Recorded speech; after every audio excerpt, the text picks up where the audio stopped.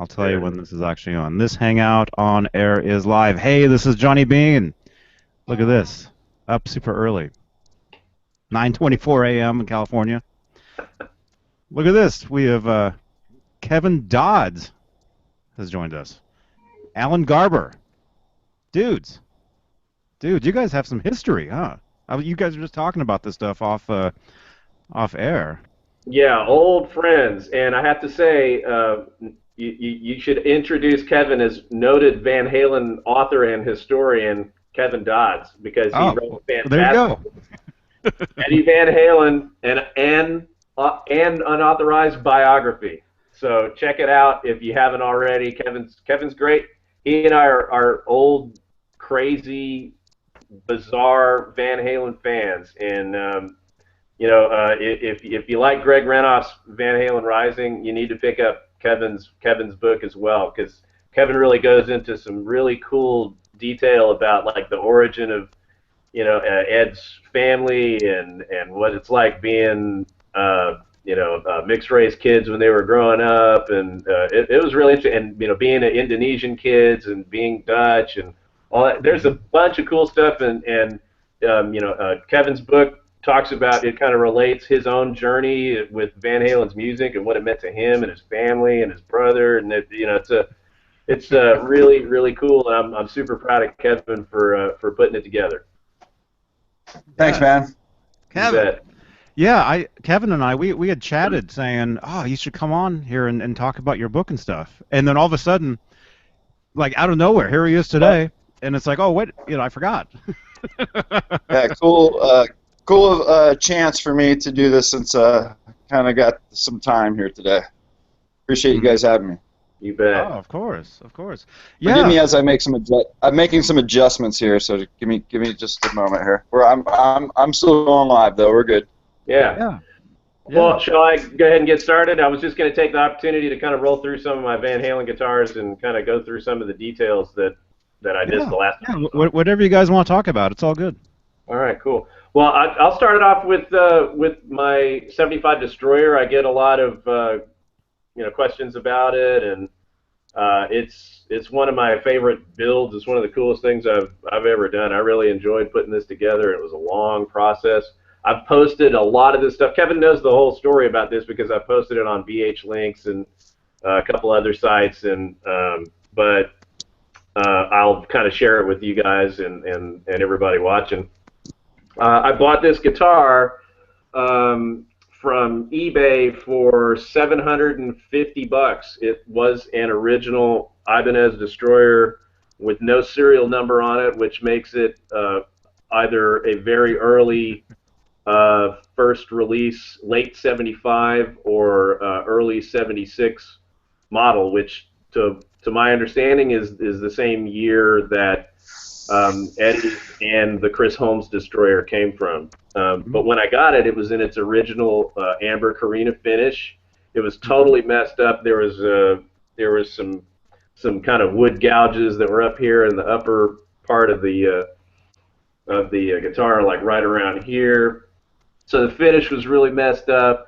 The guy that had it before had removed the original Super 70s and put some kind of Duncans or some kind of junky pickups in there, and then the headstock, the guy had taken a Gibson sticker and put a gold Gibson sticker over the top of the Ibanez logo. So the guy, and then also had taken the original Star Tuners off and had put Grover Minis on it.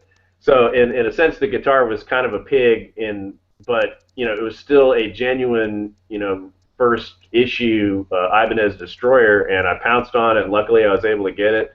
$750. I got it, decided, well, I need to do some research on this, so I spent probably a good couple of months just reading up on online as much as I could about the Ibanez Destroyers and what the parts were, and then I really was undecided how I was going to work the guitar. Like what was I going to do with it? Was I going to try to fix it and make it back to its original condition? Was I going to get it refinished and done in a Carina finish and try to make it look like a regular stock Ibanez, which I could have done. but it would have been a lot. Actually, it would have been a lot more expensive to do that than what I ultimately ended up doing. And I was always fascinated with the destroyer and the sounds. There's a different kind of beefier sound on the destroyer when you hear it on the tracks that it was used on the first album. To me, at least, And I thought, well, maybe I can try to get it to look like it did roughly the way it did when Eddie was using it to record the first album. So then I tried to, research and cut through some of the hearsay about what the guitar actually looked like back then. And at that time, there were only the flyers where there were black and white pictures of the destroyer, and it looked white, but nobody knew really because there weren't at that time any color photos available of the guitar. So I got in touch with the guy that had taken the clearest photos of the destroyer that were available at that time, and that was the photographer Marvin Ritting in California. And he had taken some of those really cool black and white photos. Looked like it was like at the Whiskey or at Gazzari's or something, and those were the only really clear photos of the destroyer at the time. And sent him an email and told him what I was doing. I was looking to, I was trying to make a replica of the condition the guitar was in when Eddie was using it for the first album and in the club days. And he sent me back an email saying, "Oh, well, this is interesting. If you're interested in the destroyer, you might find this interesting." He says, "I have a roll of undeveloped color photos from the Whiskey that have never been seen before. I found a roll, and and he developed the roll essentially for me to take a look at, to see if I could get any use out of it for making my replica." So I was the first person other than Marvin to have seen these photos since they were taken in 76, 77. Oh, wow. So that blew my mind right away. And when he sent me some thumbnails back, and I was like, whoa, this is major, because people were like, oh, it was silver, or it was, no one was sure exactly what it was. Was it really white? Well, the pictures that he sent back, he ended up later making them available for purchase, and I bought them first. I was the first person to get prints of them, and I posted some parts of them online on ClassicVanHalen.com and later on VH links. And that was where there was irrefutable proof that the guitar was painted just plain white. Whether it was primer white or whether it was white paint, I don't know, but it was white, and you could clearly see it in all those pictures. And I've got a whole packet of all those photos, and you can see them online now, though, because people have taken them and used them. Not long after I built my replica, I had told Marvin that he needed to contact Guitar World and tell him about these pictures that he has, because they were so super rare, and I knew that somebody at Guitar World would probably be interested in them. And eventually, maybe about a month after I'd said that to him, he did in fact publish a photo of Ed with the destroyer from that color roll in a little sidebar article that Guitar World did about the destroyer. And you guys, I know you guys may have actually seen that. And it was funny because that article, whoever it was that wrote the article, simply copy pasted a lot of my posts on the forums and turned that into the article about the guitar, which was hilarious. But I got zero credit for that. Not that I'm bitter or anything, not at all, because I'm really happy that other fans would get to see it in a wider context. So I was really happy that it got in Guitar World, but I just thought that was hilarious. I was like, dude, give me some friggin' credit here, Right. But so anyway, long story short, long story long, because that's what I'm doing. But anyway, so the guitar, I ended up painting it like it was in those pictures, and this is the end result. Those pictures also confirm that Ed was using Strat knobs instead of the original Gibson-style knobs that were on the Destroyer. In fact, Marvin was the one that told the story. Marvin said that he went up to Ed at that gig where he shot those photos and asked him, why do you have these knobs on the guitar? Where are the original knobs? And Ed supposedly told him, yeah, I took these knobs off of that Strat over there, and it was the Sunburst Strat with the white pickup in it. He had put the knobs that were on the Ibanez on that Strat, and took the Strat knobs and threw it on the Destroyer. Mm-hmm. So that was like total confirmation. That's exactly what it was, and so that was one little bit that I did on mine. Just got some Strat volume and tone knobs and threw them on there. Ed also kept the metal Gibson style arrow pointers. I don't know if you can see. It's hard to see here. Let's see. Mm-hmm. Trying to do this backwards here, but Yeah, I don't know if I you saw it a can see couple them. times. But yeah, so anyway, those little arrow pointers are on there.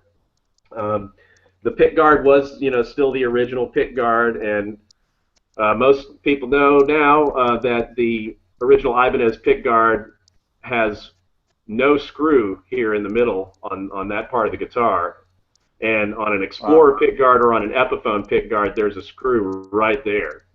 So it's real easy to spot an original Ibanez Destroyer pick guard, and that's it right there. So first thing I did was start gathering all the parts for it.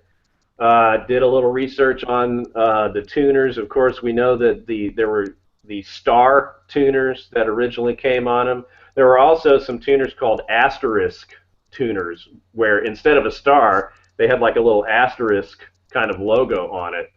And those are kind of rare, but they were out there. Eddie had those on the guitar originally. I wanted something better, though, because the star tuners were kind of unreliable, which I think is why Ed ultimately ended up having 3 gold and 3 silver, 3 chrome tuners on it eventually, because I think the original star tuners probably failed on him, and there's a lot of stories that's true. They're just not really particularly good tuners, and they would slip or what have you. So I thought, well, what am I going to do to have some better tuning stability while trying to keep it as close to the way Eddie had it as possible? Well, I looked at some pictures that I found of a 1975 mahogany NAMM prototype for the Ibanez Destroyer, which was the first time people saw the Destroyer in the States. And as it happens, that NAMM prototype had the D logo Schaller tuners, just like Eddie used on the VH1 guitar. And so I found a set of those for like $20 on eBay, incredibly. And so that's what I ended up putting on there. See, that's upside down. Let's try it. There are the D logos right there. It's kind of like a D shape around it instead of a circle around the Schaller logo. And these are awesome tuners. They do not slip. They're totally stable, and they've got great gear ratio. It's smooth as hell. The old West German Schaller stuff we all know is superior. It just is really good. Mm-hmm. So I got those tuners. Got the Strat knobs. I ended up doing a lot of work on it. The guitar also had a lot of fret work that needed to be done. There were a couple of gouges in the fingerboard. The frets were pretty worn. So I had a guy do a hell of a lot of work on it. And you had to fill some gouges and sand smooth the fingerboard. I took let's see, is this the original nut? No, I put a new nut on it. I used the Tusk XL white nuts. That's the Graph Tech nuts, and it's available in white, so it looks exactly like a vintage nut, and that's been pretty cool. A lot of my instruments, I use those and nut sauce in the nuts. The Tusk XL is a really good slippery lubricated nut, but I also put, just for extra measure, I put Big Ben's nut sauce on that. That helps me a lot. Then the pickups. The pickups were not the original pickups in it. At first, I found a set of wax potted original Super 70s online, and I tried those in the guitar, and I used that for just a little while. Came to find out they didn't sound very good in my amplifier. I ended up putting a DiMarzio Super Distortion, a brand new Gibson spaced super distortion in the bridge. And I got a DiMarzio pickup cover that has the holes cut out, so that you can, just kind of looks cosmetically like an original Destroyer or a Gibson would look. So you can see here, I've got the Super 70 is still in the bridge or in the neck position, and you can see it's got the regular pole pieces in there. And then in the bridge, you can see I've got the super distortions with those hex pole pieces in there. I changed the hardware around a little bit too. It had the original Ibanez hardware, bridge hardware was on there, but I wanted to make the guitar as functional and cool looking as I could. I ended up getting a gold bridge from Tone Pros, and it's a metric bridge. That's the deal with these. These originally had metric hardware because it's a Japanese guitar. I think Ed. Those pictures also that I was talking about also confirm that Ed had a chrome tailpiece and a brass finished bridge. And I always figured that the reason that he did that was he had some problems possibly with the original chrome bridge that was on the guitar when he bought it stock, and he needed a replacement. And at that time, you couldn't just order metric guitar parts. It was virtually impossible. So what I think he did was he either got one from a guitar store or took one from another guitar somewhere. But he took another brass finished bridge, possibly from like an SG or a Les Paul Ibanez copy, and threw that on there. That's my supposition. I think that's what he did, because really there wasn't a way that you could get metric parts other than to rob them off of another guitar, back then. So that was my solution to that, was to go ahead and, well, I'll go whole hog and try to make it look as much as possible like that original guitar did at that time. And so I got the brass finish metric Tone Pros bridge, and let's see what else. And then I got the Tone Pros locking aluminum lightweight tailpiece, which looks exactly like the vintage ones, but it's it's a little lighter. It's it's super cool. It's also the locking part of it is where if you have a Gibson bridge and you remove all the strings at one time, the tailpiece just falls right off. So this is kind of cool because it has like a little Allen wrench thing that locks it in place. So if you remove all the strings to clean the guitar or whatever, the tailpiece still stays straight. That's what that's for then. Exactly. I never realized that's what that was for. That little Allen. Oh, cool. Yeah, correct. So that's kind of a neat little feature. And Tone Pros makes excellent products all the way around. I've used some of their tuners and a bunch of other stuff. I love Tone Pros products. And then I went about. I think that was it. The volume. Of course, I have a tone knob on here. The tone knob is not functioning. I don't have that hooked up. So just the one volume for the neck pickup and one volume for the treble pickup. Mm-hmm. And then what else?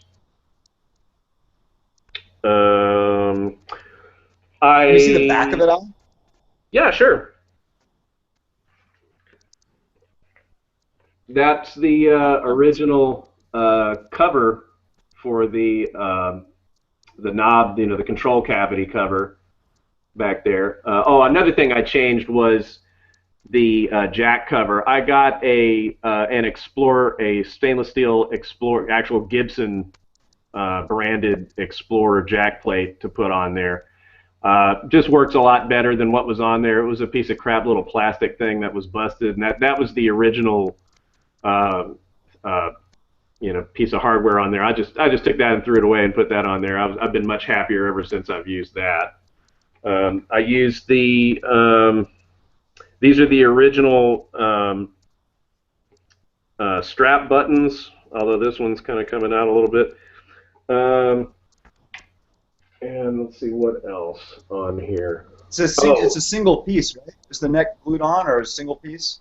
Yeah, it's just like a Gibson Explorer. It's a glued on one piece construction deal, which is why it's there are the later Ibanez destroyers, were bolt-ons, and I don't particularly love those. They just don't feel like they have the same sort of resonance. And uh, the Right. How did it hold up? How did it hold up after all those years? Did you have to do any truss rod or anything like that, or was oh it God, yes, there was so much crap that had to be okay? done.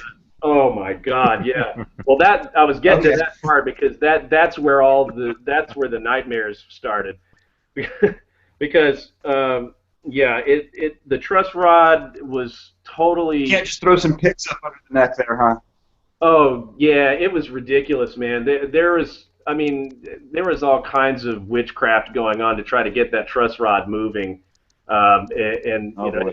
it was one of those things where the guy like had to heat up the neck and get some. I mean, there was all Oh. kinds of voodoo stuff going around. I don't know what the hell, but it was a lot of work to even get that truss rod moving to where it needed to go. Oh, the other thing that was incredibly difficult to find, what the guy had actually taken the original truss rod cover off and used some like a Gibson style truss rod cover.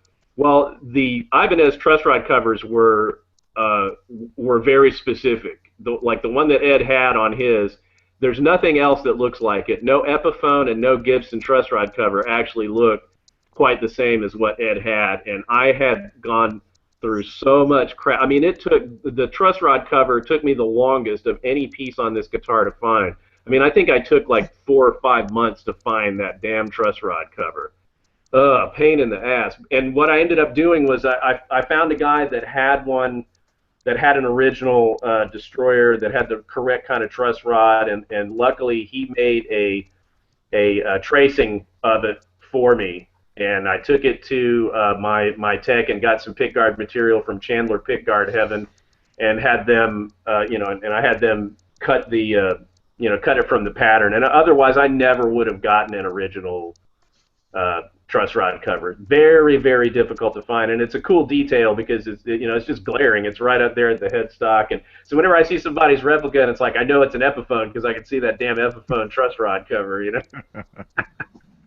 But that said, I'm much happier to see people like Kevin made a cool shark. I'm much happier to see people cut up an Epiphone than somebody actually doing a vintage Ibanez destroyer in the show. Yeah, exactly. Super cool. See, awesome. I So, love yeah. Kevin's So destroyer. Ed, Man. It's very. Ed took the just cut the whole damn thing out, man. It's just so crazy that he did that. And what's Insane. even crazier is that if you've seen all the Japanese the little Japanese article where they actually took a Greco destroyer and totally cut the crap out of that, and it's like, oh, how could you do that to such a cool instrument? But that's the thing. Yours, if you like, yours was an Epiphone, right? No, it was just a total piece of crap. Just knockoff. It was called an effector. I don't know if you've ever heard of these guitars. Note it to Google it or whatever, but this guitar had a built-in effects bank on it. That's a quart. Really, what that? That's a quart. Right? Yeah, it was an effector. It's an effector. Yeah. I have And one. so I have one that's you original. do. It has all the effects Wow. So built yeah, into well, it. I had this bank of like 9 effects right here. Mm-hmm. I have one. Mine's right up there. Yeah. Oh, badass. Well, this didn't work, so I got it. It did not work at all. So I just took that thing out, and if you looked super close, you could actually see where I filled all the little holes with wood filler. So, and that's why the back looks just so crazy, because it's all wide open. Yeah. It also had a floating trim. It had a floating trim in the back. So Wow. I filled all that with wood filler right here, all the way to the body, and sanded it flat. So, and then it's a bolt-on. So, but I mean, it looked just like it. Oh yeah. The headstock looked like it, and I picked it up for like $150. So I sawed it apart. Put the little crazy shit he put in there. And tried to find the right paint. I put a Gibson burst bucker in it after trying a bunch because I wanted to compensate. Because I wanted something that was pretty active, pretty bold, because otherwise, it's basically plywood. I needed to really amp it up, and it ended up sounding really good. And then I put just a Gibson bridge and all that on there. And then for the tuners, I did the gold, so looked like it did, but I put the Locker, locking Shailers on there, or Spurzels. They're locking Spurzels. Sorry. Yeah. And, yeah, I know. And Me and Kevin really love those Spurzel locking tuners. Those are great tuners. Yeah, I've got them on a couple. Yeah. And then that's a Tusk XL2 right there. Exact same. Awesome. Got the exact same nut. Awesome. So, and the burst bucker really does sound pretty damn good, man, when it kicks in. So it really compensates them. I swear I use this guitar to record. I use it live. I mean, people trip out when they see this guitar. I mean, my son takes it to School of Rock, and the instructors and everybody just stop him. It's like, what the hell is that? Oh, the other thing, Johnny, you'll notice this too. And I mean, I'm not as much as I mean, Alan is absolutely the ultimate for getting the absolute specific, perfect things like that. And that's absolutely hats off. But this guitar, I mean, I had to do something to it to get it closer. Because, Johnny, you'll know that those guitars don't have the switch up there.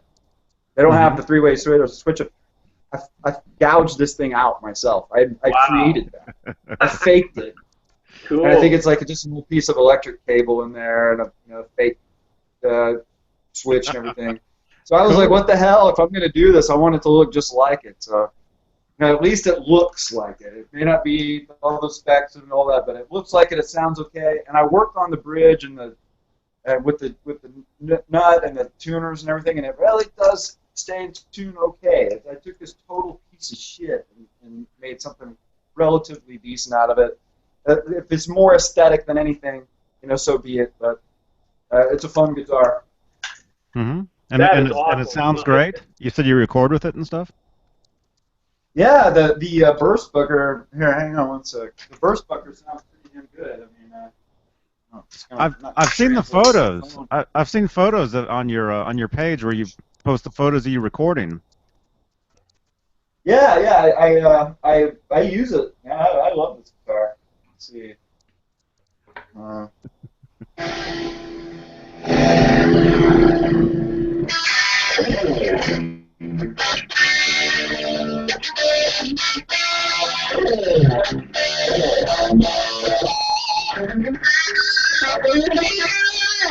My son's got it in standard tuning. It sounds like shit.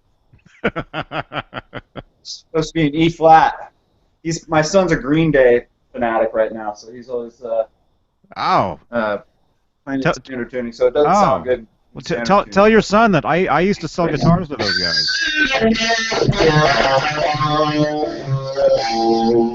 You sold guitars to the Green Day guys? Yeah. I used to work at a shop in Berkeley, and they used to come in all the time. And I sold a guitar to Trey Cool. I sold a Billy Joe bought an acoustic. And then I don't know if you maybe your son has seen this, Kevin. Remember when they played Woodstock '94 with the mud? Yeah, with the mud fight. Caught the mud in his mouth. Yeah. Well, the bass that Mike Dirnt was playing is an old Kramer, one of those aluminum neck Kramers. Wow. And he got that bass from the shop I was working at. I was there when it was put together. And so I remember I was excited to see it. Well, I was like, "Whoa, he's playing it at this huge gig, right?"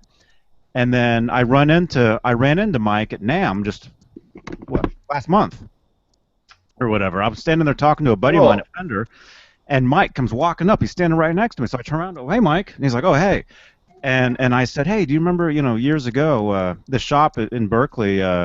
We built this Kramer bass for you, and you played it at Woodstock." And he's like, "Yeah, that thing was a piece of crap." He's like, the other thing busted on me. But the cool thing about it was he donated that to the Rock and Roll Hall of Fame in Cleveland. So that's where it is now. Killer. Cool. Well, cool. My understanding about I'm not a big Green Day fan, but like my understanding about Green Day is that I believe Billy Joe actually really likes Eddie a lot. I mean, if you look at his main guitar, it's got a friggin' humbucker stuck in it with a standard Fender tremolo. I mean, I don't have to look too far to see where he got that. The blue one. Yeah, my buddy sold that to him. A friend of mine gave both Billy and Mike guitar lessons when they were kids. So he actually sold Cool. him that guitar, that particular Yeah, guitar. And I, there's right people. here on my son. I'm in my son's room right now, and right there on the wall, right there, the lyrics to the Green Day, one of the Green Day albums, and then here's another one. Just he's got them on his wall here, so he can stand here and practice singing and Mhm. and read the lyrics at the same time. And he's only just recently started to do that. Uh, he's way ahead of where I was as far as having the balls to sing and stuff. So Yeah, let me say, Cool. okay, we could do a whole show about Kevin's children. I mean, Kevin is like the man. I don't know. This is let me tell you something, man. It's hard to sing and play the stuff that they do at the same time. Okay, I think is it Evan is your oldest? Evan, yeah, Yeah, there's videos out there that you posted at like Evan singing and playing Communication Breakdown at the same time. That is damn hard. right. I mean, he's playing some pretty difficult stuff and singing lead at the same time. Way, way far. And as far as the playing goes, of course, yeah. I mean, I think me and Kevin might have started more or less around I started when I was 8, but I didn't get really super serious until I was like maybe 11 or 12. And but man, these kids were just doing it like right out of the womb, man. I'm telling you, no question. You were there in the operating room. You were in theater, with the stirrups, and you threw a guitar in there. And I'm telling you, man. Thanks, man. Yeah, no, actually, Evan's in School of Rock right now, and the program right now is Van Halen. Oh, He wow. just he just came out of Nirvana and Green Day. Now he's back into Van Halen. That is awesome. Is Dad going to be a guest speaker? I send him with all my guitars, like a different one every time. Oh well, I don't know if you guys know. You know who Jason McMaster is? He was the singer for Dangerous Toys, and Oh, yeah. Okay. Yeah. he's still pretty big in Austin.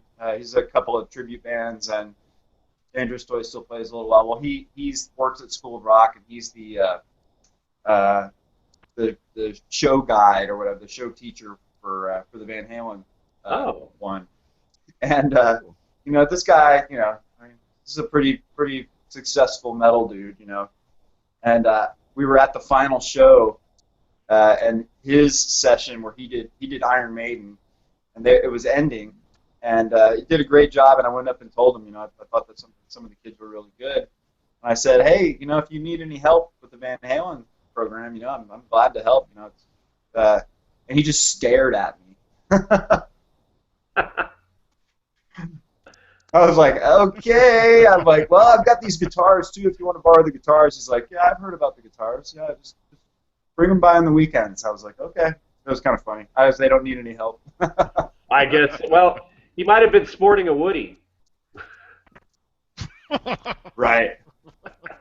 Yeah, he's That still was playing that that's my song. whole Dangerous Toys knowledge right there. Yeah, it's teasing, pleasing. Yeah. Oh, yeah. Yeah, I remember them. He's still big in Headbangers the Ball. community. He plays in a Kill 'Em All Metallica tribute band called Kill 'Em All. Wow. Man, there's it's funny. There's I got a friend of mine plays in a Metallica tribute band in Dallas. Listen, another thing about Kevin. Kevin and I both listen to a whole lot of different music other than Van Halen, but I know that Van Halen was the main inspiration for both of us picking up the instrument. But Kevin has a whole lot of. I was saying this before we went live. Kevin has a whole lot of cool originals, and his band that's made up of his childhood friend and our mutual friend Mike McClellan singing with him. I mean, he's got a group of guys and Nathan on bass that have been with Kevin for a real long time, and they did get a pretty good following. And he had a couple of groupies and the whole shebang bang, man. We still play. We actually play. Steamroller plays on Saturday in Austin on TV here in South by Southwest. Oh, it'll be on the internet. So you guys can stream it. We'll play at like 3 o'clock, 3:30 or something. It's in the afternoon. Cool. Hey, Okay, if you get a link this to that, Saturday? send it to Johnny so Johnny can post it. This Saturday? Yeah. You mean tomorrow? Saturday the 19th. The music part of South by Southwest doesn't officially start until like Tuesday or Wednesday. Oh, okay. It's all like the tech stuff. This is the interactive. Like Obama's speaking at the interactive part, so it was like the tech Oh yeah, part. yeah. Well, give a shout out. Yeah. So next Saturday we'll be playing, and it'll be on TV here, but it'll be on the internet. So we're playing with Vallejo is going to be on the bill. Will Sexton, remember the Sexton brothers, Alan? Yeah. Yes. Well, you may not know this, Kev, but when I was a kid, before I moved to Houston and met you, I was living in San Marcos when I was in junior high and the first half of my freshman year of high school. And when I was 13, my then band, who did not know how to play a damn thing, we played at a place called the Cheatham Street Warehouse in San Marcos. You guys may have even played there. I don't know. But back then, we opened for Will's band, which was called Will and the Kill. Wow. Which was it was sad. But Will is a very nice guy, and he may not remember this, but if anybody's ever met Will Sexton, he's like sort of like, I don't know. I just felt like he's the grand encourager of every friggin' artist and musician in Austin. He's a really awesome guy, and he let my stupid little band. I mean, he's not that much older than me, but he was already, his brother had already become a big success, and he let my dumb little 13-year-old band open the show for their band, and we knew like 3 songs. But not really. I mean, we knew how to play just the riffs of Paranoid and Iron Man and Electric Funeral, and that's all we did. And we didn't know when to stop or how long to play each riff. We just played that for like 20 minutes. It was terrible, terrible. But that just shows you what a cool dude Will Sexton is. Will is the man. I'll never forget that. I mean, that's probably the biggest, coolest room that I've ever personally played in my life, and that was when I was 13. It was all thanks to him. Yeah. Oh yeah, they're good dudes. I know them and the owner of Steamboat pretty well. But, they were mainstays at Steamboat in the '90s when we were. And Danny, the owner of Steamboat, had 2 dogs named Will and Charlie. Yeah, 2 dachshunds.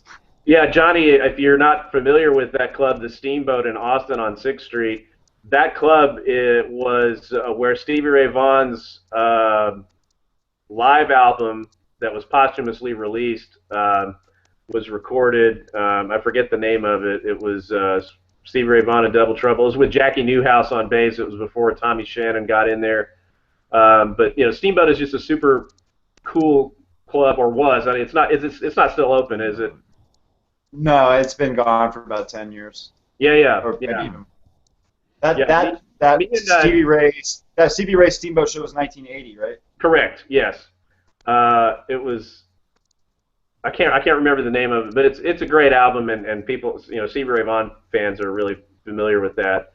And I saw some really cool gigs there at that place. Me and Jason Goodrich, in like '93, I think it was, about '92 or '93, we went down and saw Will and Charlie play a show together, and they had a killer band.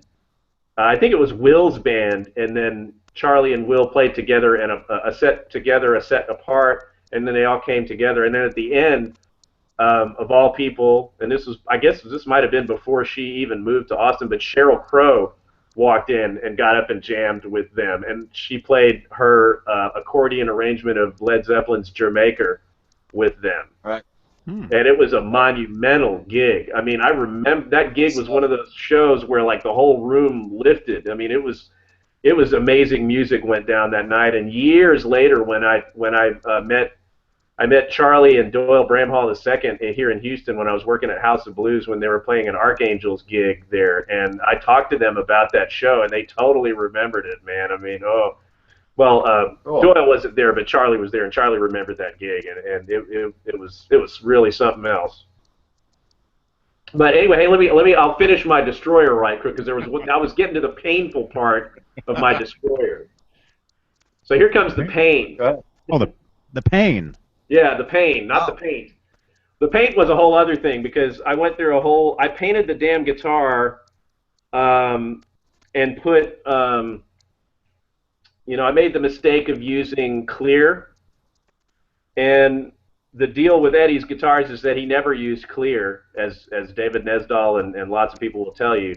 The only guitar that had a clear coat on it, really, that before the signature guitars was the Charvel B, that was made, as we think, may have been made by Carl Sandoval, as far as we know, but that guitar was the only one that had a clear coat. I ended up having to paint, and I paid someone to paint and repaint a couple of times this damn guitar because I had painted it, put clear on it, then it started to yellow, and it started looking like crap when it was yellow. Because the cool thing about the guitar is that it was super bright white. I mean, it was so bright white that the guitar and the pickguard were virtually the same color. And so when I had it painted with the clear, it started yellowing, and like a lot of the Gibson Explorers, they look yellow, and just yellow, it has like this urine yellow that I don't really care for. So I had it all stripped again, repainted with just the paint, and just did a little light buff with some wax, and that was it. But that was the paint job. But then there was, like I said, there was a lot of work done on the intonation and on the frets. Eventually, I ended up completely tearing out all of the frets and did a stainless steel fret job on it. So this guitar has stainless steel frets, which, as most of us know, totally indestructible. Eddie has them on quite a few of his guitars. I think most of the main guitars that he uses now have stainless steel frets. I love them. I don't see any downside to them. I don't see any. People complain that there's like a harsh tone with them. I totally disagree. They sound fantastic to me. I used to play real hard for many, many, many hours a day, especially when Kevin and I were in high school. He and I played like a lot, like a sick amount, and I didn't have a life. Kevin had a life, though. Look, Kevin had a girlfriend, and he had a bunch of friends, and he did his homework. I had none of that. I didn't do my homework, and I still barely caught up with what Kevin was doing. Kevin practiced really super hard. I don't know how you fit in all the crap that you did when you were in high school and still had time to play, but you did, man. You worked very hard at it. I had to go to the doctor for it. Yeah. I went to the doctor. I got a shot of cortisone in my wrist, and he told me that it was a fisherman's tendon. So like fishermen go out there and snap like that, kind of like tennis elbow fish. He told me it was fisherman's tendon, and to be honest, it's not 100% of what it should be, But and I asked him, what do I do? And he goes, well, don't play as much. I was like, oh. I remember trying to curb the hours, But they're right when, I remember you 15, were having 16, issues there, man. Yeah. Yeah, 15, 16, 17, 18, all day long.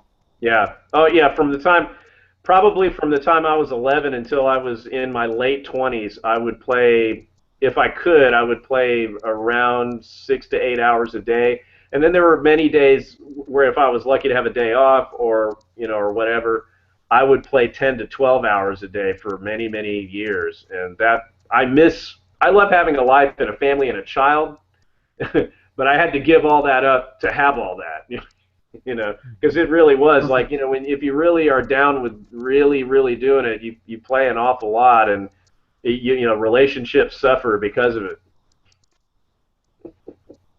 But anyway, so yeah, that was the last bit about my destroyer. Stainless steel frets, and now it's perfect. Like I said, I put a DiMarzio Super Distortion in there. The reason why I use the Super Distortion in this and in my VH1 Strat is that I have my Rocksta Marshall, and that particular amp and that particular circuit sounds the best with a new DiMarzio Super Distortion. The guy that built it, Mark Abrahamian, goes by Rocksta. That guy used the Super Distortion in all his clips that he did when he made those amps, and they don't super distortions. I don't really particularly love them. They don't sound great almost anywhere else except in that particular circuit. So that's why I have them. Otherwise, I'd have sort of like a PAF style lower output pickup, for some of my other guitars, or I have a couple of custom built Seymour Duncan pickups I have in some of my other guitars. But that's the reasoning behind the super distortion in this. So how many did you go through before you decided on that? Do what? How many trial and error pickups did you go through before you decided on the DiMarzio? Well, actually, I didn't have to go through much trial and error on it because Mark told me, hey, yeah, right. PAFs don't really work with this thing, because he went through the trial and error for years of building Van Halen style amps and working really hard on it. He tried everything, and I had, like I said, I had the Super 70s in there, and when I got the amp back from Mark lived in Austin, Cedar Creek. Do you know where that is? Or Cedar Park. Cedar Park, yeah, that's where he lived. Yeah, so I had to mail my my amp to Mark in Austin to Cedar Park from Lake Charles, Louisiana, where I was living at the time. Now I'm living in Baytown, incidentally. I moved back to Houston area, so. But yeah, back then I that was a whole other thing. That's an interesting story about Mark. For those of y'all watching that may not know who he was a really, really, really good player. He played with latter-day incarnations of Foreigner, and the last gig that he was doing was he was the guitar player in Mickey Thomas's Starship. And he died of a heart attack at like age 43, I think. Just got off stage, died of a heart attack, and he was one of the foremost Van Halen style amp builders out there. He was one of the first guys online at the Metro Amp forum that consolidated a lot of knowledge that was out there and did his own little thing and created some really cool amps that can deliver a nice low volume solution for a first album type tone, which is different than actually what Eddie used. Eddie used that's open to speculation, but clearly he used a big 100-watt Marshall with two freaking cabinets and just blazed very loud and had all kinds of other magic going on in it. But cool thing about the Rocksta amps is that they can give you a really nice first album type tone and other tones at a low volume, like in a bedroom or in a small club. And I love that amp, and I was really lucky to get it.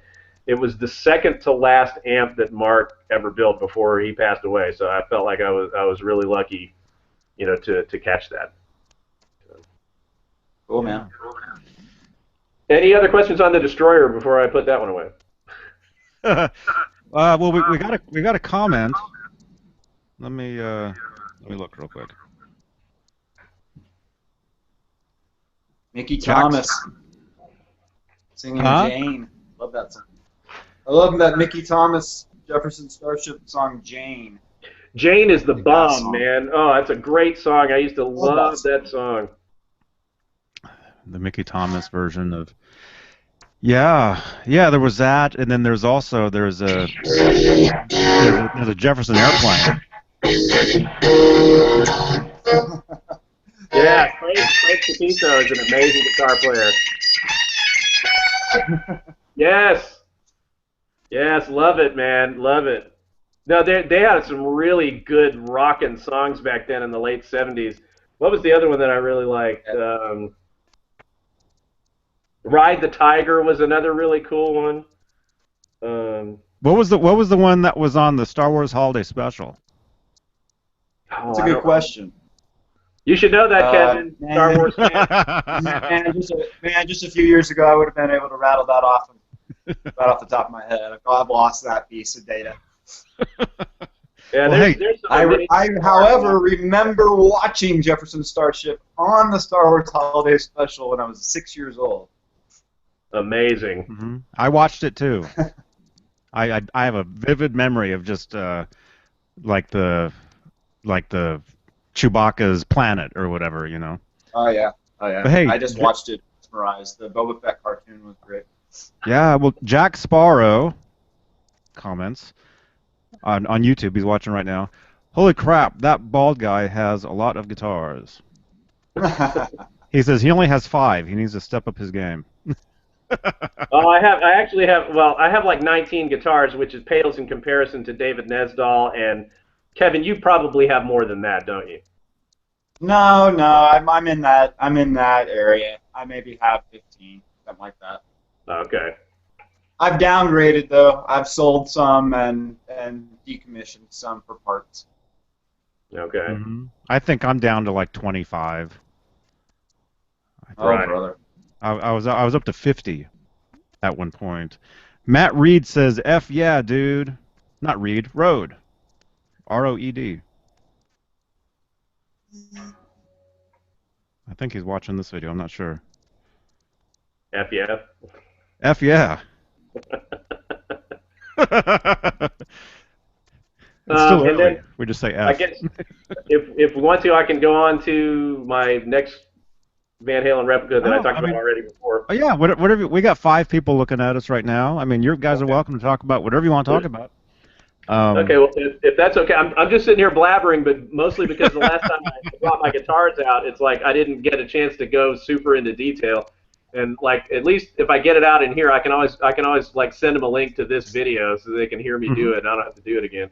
And the cool thing about these videos, the cool thing about YouTube now, I don't know if that's how it used to be, but now, like, let's say we do like an hour video, 5-hour video, whatever it turns out to be. The way it works now, you watch a video, you turn it off. When you go back to turn it back on, it starts right where you left it off.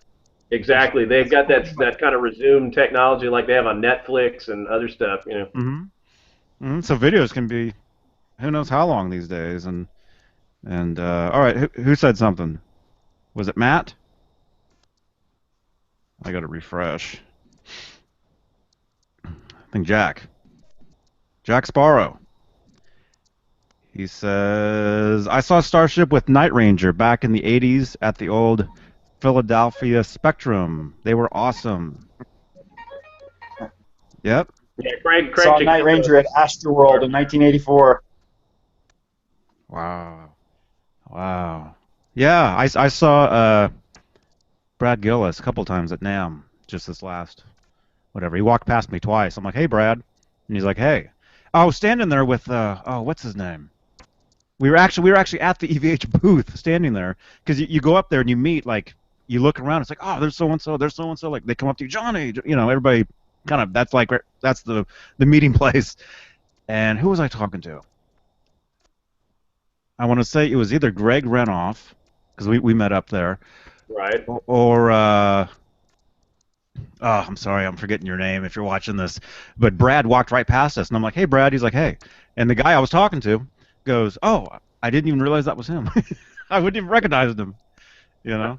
And like, Scott Smith was there too, right? Yep. I saw Scott. Actually, Adam Reaver from FU Tone introduced me to Scott. Right. And Scott was telling me some amazing stories you wouldn't even believe. Well, that I know you had mentioned it that it would be that's another cool thing that you need to do is try to get Scott in on one of these things because that would be insane. Yeah. I hear that might happen. So. Yeah, that'll be a lot of fun. And then obviously, shout out for tonight because that's going to be a lot of fun. Part 2 with Paul Unkert, David Nesdahl, Rob Johnson. That's where David and Robert and Anthony are headed to right now. They're on their way to his pad right now. What time does that happen, Johnny? That'll happen 9 p.m. Eastern-ish. Right on. 8 o'clock-ish Central. Somewhere in the ballpark. Because Paul's actually going to work on some of their guitars. So that's the main reason they're going, is just to go hang out with them and BS and whatever. And whatever time they have, we can set up a live thing like we did last time. What is the deal with that 5th and 6th bolt stuff? Yeah. That's just to keep it totally what do you call it? Straight, authentic, or the way it was. I mean, the Neptune Kramer. It was the Neptune Kramer, right? There's a couple of them, the 6 bolts. They all had it. They all had it. It was just 5150 had the 6 bolts under there too. Yeah, it was just underneath the plate. The plate. Yeah, far out. Wow. That's bizarre. Because Eddie, he would jump around so much, and Right. just to keep it in tune and straight. And of course, by the end of the night, he was all out of tune anyway. Yeah. That one "Ain't Talking About Love" is always out of tune, but it's Yeah. cool. It's so cool. Well, also he had something like, especially back in the day, he'd had that harmonizer going, and it wasn't quite as obvious when he was out of tune. Right. Good Yeah. point. Yeah. Well, let me go. I'm going to go on about my VH1 guitar, Look at that beauty. and this is courtesy of. That's the off-the-rack EVH brand, right, Alan? Now this is the music. Yeah, yeah, you got it. Yeah, yeah, you know me. Now, well, Kevin has seen, because I posted about this on VH Links too. I know he's probably seen a lot of this already. This is a Musicraft Frankie body with a Chris Lock VH1 style, Lynn Ellsworth style neck. Mm-hmm. With a really, I consider it to be one of the most accurate Ellsworth type headstocks that I've ever seen. I think it's amazing. It's a great neck, maple with the what is it? Bird's eye maple with the regular maple cap. The fretboard inlays on it are rosewood, which is what was on the first neck, and also on the very first Charvel necks. All had rosewood fret markers. And then also, it has brass side fret markers, which was also what was used on the original Frankenstein, as far as we can tell, and certainly what was on the very earliest Charvels. So that's the neck. I did end up putting Spurzl locking tuners on this guy, like Kevin was talking about earlier. These are great, especially for a non-locking guitar like this. They're great for all guitars because it makes string changing easy and everything, but for a non-locking one, it really helps a lot. I had mentioned it before. I put the Fender string tree I put on here. I kind of changed that up a little bit because the Spurzl locking tuners are also graduated post tuners, so that you don't actually need a string tree. I still wanted to have the visual aesthetic of having a string tree on there like Eddie did on his, but what I did was I put two spacers on the string tree so that the string tree itself sits up so high that the B and E strings are not even touching the string tree. It's just there for looks. Also, another Tusk XL nut on that with liberal amounts of Big Ben's nut sauce. The body on this was, like I said, it's a Musicraft Frankenstein body made from the Azusa blank. So this is essentially the body that Musicraft has for this is copied from a very early Azusa Strat style guitar that is probably as close as we're ever going to get in this mortal coil to be able to actually have an original Azusa body. So as far as I know, this is the most accurate body that you're going to find out there for an original Frankenstein. So and this so it's Northern Ash. Northern Ash, a lot of people, I don't want to say like I know it all, but my understanding is that the wood that Lynn Ellsworth used to create these bodies was Northern Ash, and it was kiln-dried Northern Ash. It was furniture-grade Northern Ash. So what that means is that he was doing this kiln drying process with the wood because that's what he bought. It was bought from a place where people buy wood to make furniture with, and he used it to make guitar bodies. So I figured, well, guess what? Musicraft offers roasting or kiln drying as a little special add-on. So I did that to this guitar. It looked really cool. I posted the pictures on VH Links, but it looked really cool. It's like a nice, almost just a nutty, caramelly color that it came out after it was roasted. Guitar looked cool by itself without any paint on it, but Then let's see what else is on here. Oh, okay, of course I did the Strat knob with the Gibson arrow pointer, like everybody does. Same configuration as what he used on the Destroyer. Um, and then, long story short, I ended up getting the body painted by a David Nesdahl works with, and he did a magnificent job on the paint and the striping. Just paint. I had it buffed a little bit, like I did with the Destroyer, just to kind of take some of the, a little bit of the powdery paint off of it, and so it's just a slight little sheen to it. And that guy also custom made me this really nice pick guard that is very, very accurate to the original one. There's the little notch that's kind of in there. A lot of the stuff that you see on the original pick guard, the little mistakes are right there, and he did a fantastic job. And I put also a brand new DiMarzio Super Distortion in here. This is an F-spaced Super Distortion. I know you guys were talking about that the other night. Just because I'm anal, I like to just look at it and see that it lines up straight. So, but tone-wise, it doesn't make a damn bit of difference. I don't really think. If you're really going to be accurate, you'd use a regular Gibson style pickup and slightly slant it like the original was. And so this is just kind of a straight-on deal that also the guitar is not. It does not have the routes for the rest of the pickups.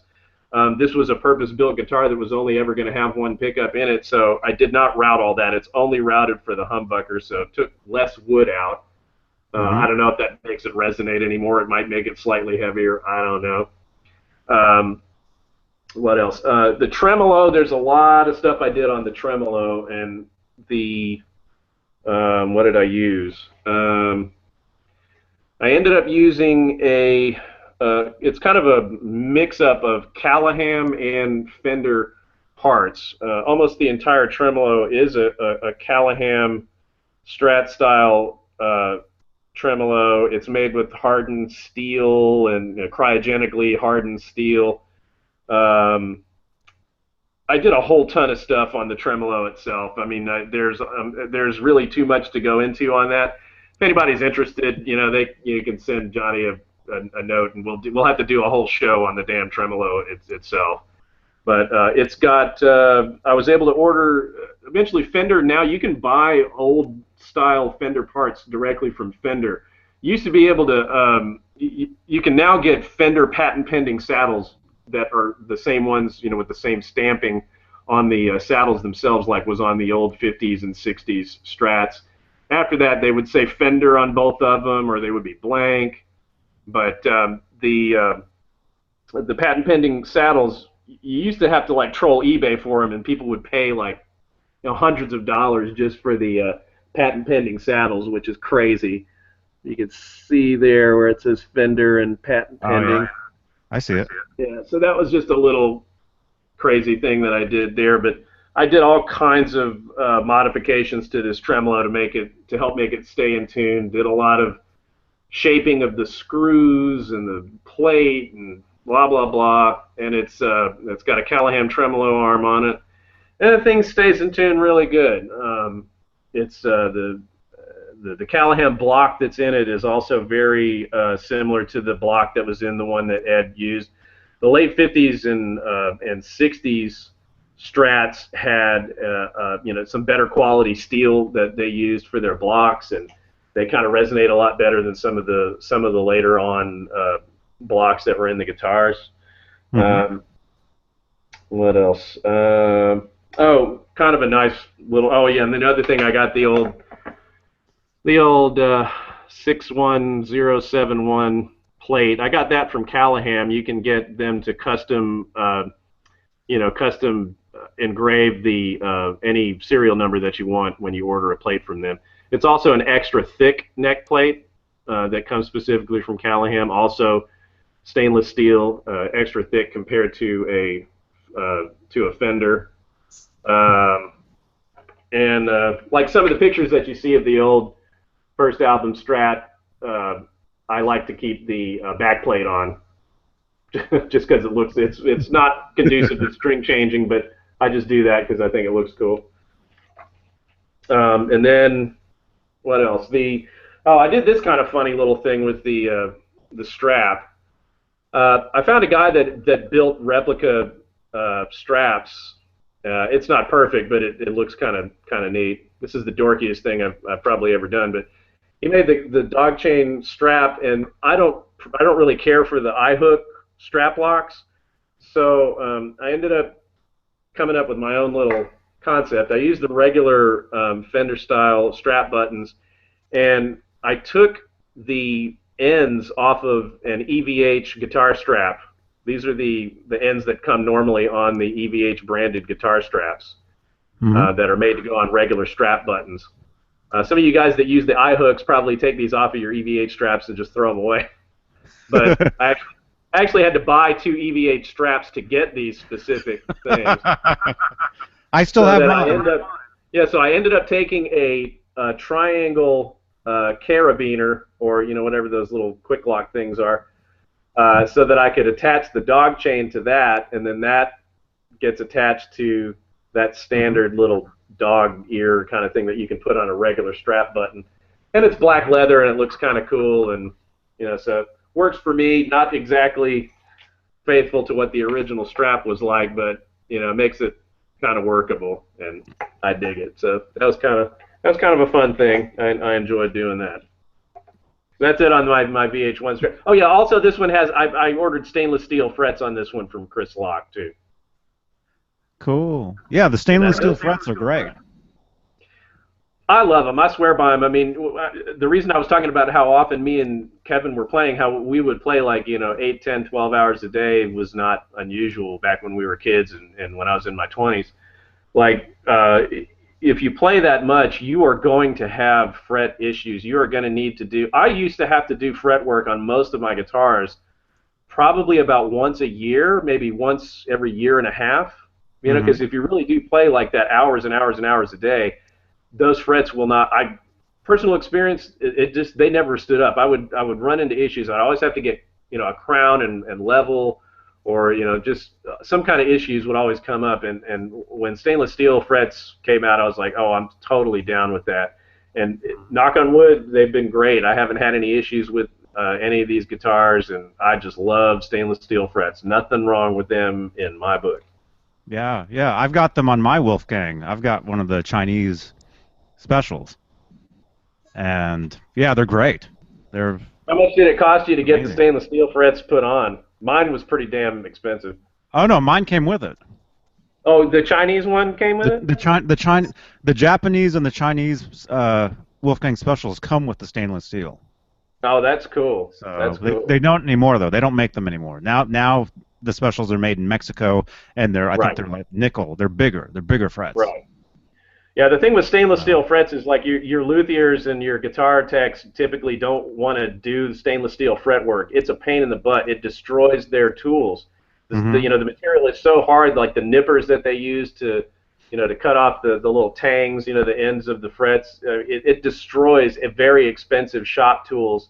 The fretting tools that they get from Sumac. You have to get you have to have a whole set of tools to work only with stainless steel stuff.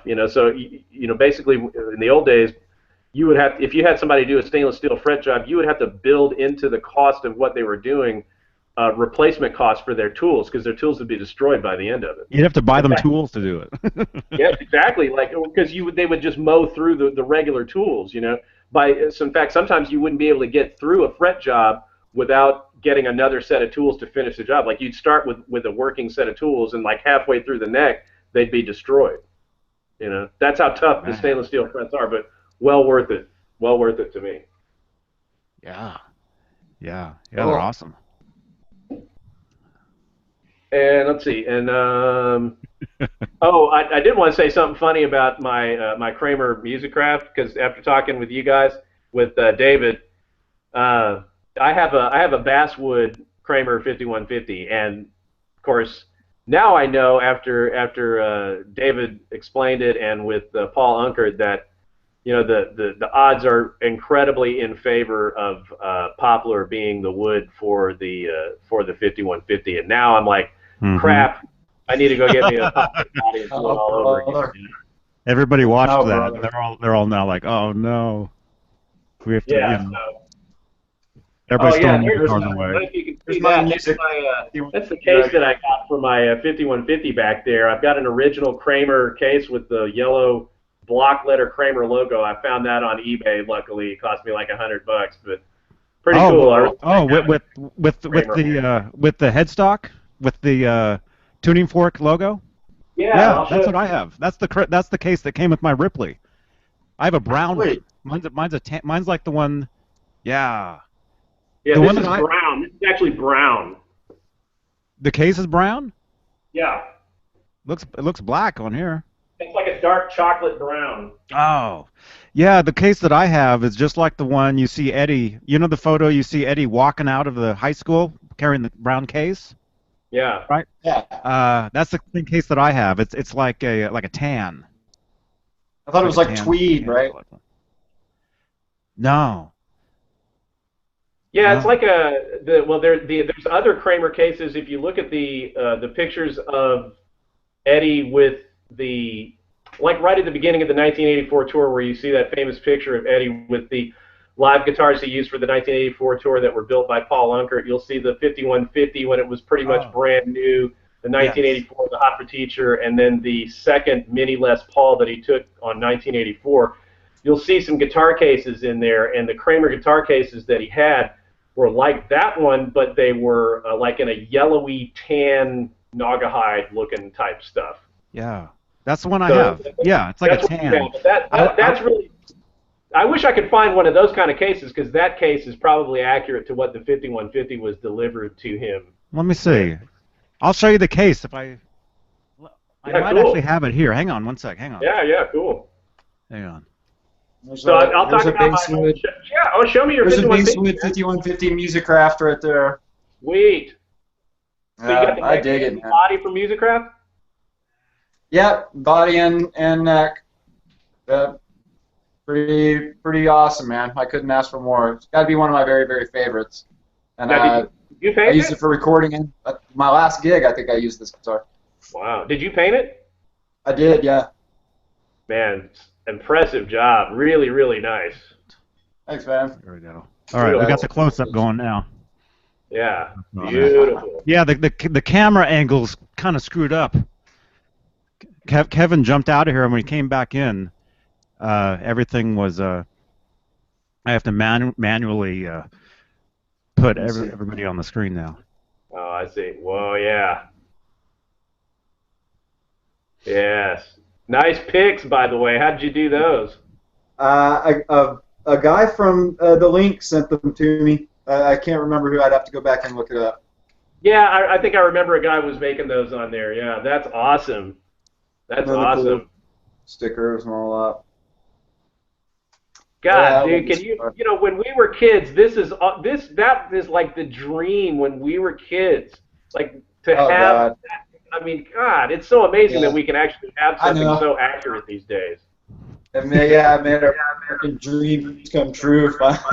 Totally. Man, can you imagine if some bastard came up to us with that when we were kids? We would have beaten him up and robbed him right there. Right? Yeah. No, we've been scheming. Oh, no kidding, man. And then we'd kill each other in the streets for it. I mean, you know, either that or we'd work out some shared custody, but I don't know, something. I fought my best friend over a Steve Vai pick, so I'll do it. Dang. Oh, my God. This is the one you like. This one too, Ray. Yes. My favorite. That is my favorite. The best neck. Perfect neck. Nice. There we go. Nice. I'll be right back. Okay. Yeah, that neck is the Right. bomb, man. Oh, wow. And real Dan Electro. Oh, it's so cool. So aged and everything. Like, really a nice old, well taken care of neck. Speaking of like furniture, it like practically looks like aged furniture. Yeah. Yes. And Oh my God, that is the best. and guess what kind Oh, of the tuners? Spurs. Yes. Right. Always Spurzels. Yeah, But man. but I had to fill in, the originals. Oh yeah. Yeah, a lot of filling in on that thing, and obviously the neck too. I mean the the neck pocket, I'm sure you had to fill that in and re-drill, right? Oh boy. So yeah, like this part of the guitar is just gone. Just Yeah. not even there. I had to just chisel it away, you know, Oh and it man. hangs over. See Yeah. that? Yeah, I Hangs see over. it. Yeah. And uh, yeah, but that's just to get it lined up just right, you know. But so I looked at it and I was like, when I was putting it in, I was like, how in the hell did he get that neck in there? And then I looked up really close, and he did the same thing. Just chipped it away Really? right there. You can see it kind of Yeah, hanging over on his too, right? absolutely. Yeah, if you look at a nice close-up shot of his, he chiseled it there because it's tapered. It's an Yeah. awesome neck, It's and a it's great totally neck. flat. You know, Yeah. it's different. You know, I like having different guitars. You know, different versions. You know, like Hmm. this is totally flat and straight. It's like a jazz guitar or something like that. But the cool thing with the way that the headstock was set up was that it made it fairly easy to put the locking nut on. It was just like a pretty small little shiv on there, and Nice. just and then just to make it different too, I put a Seymour 78 in it, and I put a little Awesome. bobbin topper to hide it. Awesome. It was a zebra, but I just topped it up. The other thing I like to point out is like you look at like just some of the super detailed graphics. Like if you look at the one that he just sold, they're way fatter. You know, they're not quite there, which I was a little kind of shocked to see they had the chance to do like a practically photographic replica, and Hmm. the graphics were a little fat, I thought. Yeah, yeah, I Um, agree. I've heard a couple things about that. Um, I heard that actual guitar is like gone. It's like Eddie Really. doesn't know where it is. It's like missing. Uh, that's well, something that I believe that now that you say that. that's something Nesdal said. Nesdal was talking to a friend of his who was backstage at one of the shows, and I think he got that information straight from Eddie himself. Hmm. Something like that. Like the body just vanished. Um, but also, Somebody listed it. I was talking to Chip Ellis a year ago Yeah, when isn't they he organizing 5150 for him? Isn't Chip going in and trying to catalog all his guitars and stuff? I don't know. I know that's something that Matt Bruck does. Matt Bruck. Okay, He's so got that okay. a whole catalog Yeah. of all the guitars, and like if Eddie needs a certain guitar, Matt knows exactly where it is. Right. That's what I was thinking of. Yeah. Um, but anyway, I think it was a year ago when they first debuted that guitar at NAMM, their version of it. I was talking to Chip about that, and he was saying, well, the Stripe Series guitars, they're not replicas. They're just like kind of versions of the guitars. And, because if they were all exact, they wouldn't be made in Mexico and they wouldn't be as affordable. They'd be more Right. closer to the Chip Ellis version of the Frankenstein, you Right. know. Right. So, Yeah. Well, like David Nesdal says quite often, it would be so intensive to try to actually get every little thing correct the way that David or Kevin or Rob or Scott Smith or any of these people that take all that time and effort to get it exactly right. It just would be unfeasible to do that on a mass scale. hmm And I understand that. hmm yeah, but they're still great. They're still Oh yeah, awesome. oh yeah. And, Would have loved them when I was a kid. If we could have had, if he would have done. I keep going back to that. I still don't understand why it was that you couldn't then go into a store and buy the guitar that was at least even close to what Eddie was playing back then. It's like it just drives me up a wall. Like why is because when I was a kid, it was like when Kevin and I were kids. If you found a Kramer guitar, chances are it was a crappy guitar. Like it just wasn't a good one. It didn't have. I had 1985. You know, I know Johnny will love this, but I got a Focus, or no, it was a Striker. I got a Striker, Kramer Yep. Striker, and it was so awful. I couldn't play it for more than like 2 or 3 weeks, and I had to fess up and tell my mom, I'm like, this is no good. It's got to go back. Yeah. Fortunately, went back and exchanged it for Fender Strat that I still have to Your this red day. Strat, right? Yeah, I still have it. I've had it for 31 years. Yeah, that was Kevin's main guitar that he played all through high school. I mean, he played that, and then later on he got a really nice Jackson Charvel that was really ripping. But Yeah, Charvel Model 2. I still have that too. yeah, that was a killer guitar. I mean, Oh, as much Alan. as I like the Strat, no, go ahead. Yeah, I didn't want to interrupt you when you were talking about the neck for your VH1, and when Johnny mentioned it spurred me again. But I was crazily fortunate enough to talk to Chip about the replicas that he made for the Smithsonian. Oh, And man, I'm so eternally jealous of you for that. It was so cool that you got to do that. I'm so still jazzed about that for you and your kids. I mean, it's just awesome. Anyway, go ahead. yeah, it was great. Well, after the whole thing was over, walked out and Chip was standing there, and I said something to him, and at first he didn't act like he was very interested in talking to me or whatever, and then I asked some specific question. I go, so did you source the part from Charvel that he originally got? It was a spec down to the wood, and then once I just asked him one thing about the wood or whatever, and then he started opening up, and I said, well, the neck changed on it so much. I mean, how did you just use photographs and stuff to get the neck as correct as you could? And he said that he was going through boxes, all this stuff, and found the one. And he said he just noticed that from the notch that it was the original one, and then he was able to use that.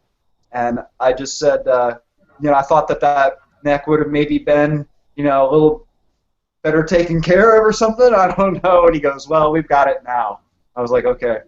But that was super cool. I just wanted to throw that little tidbit in.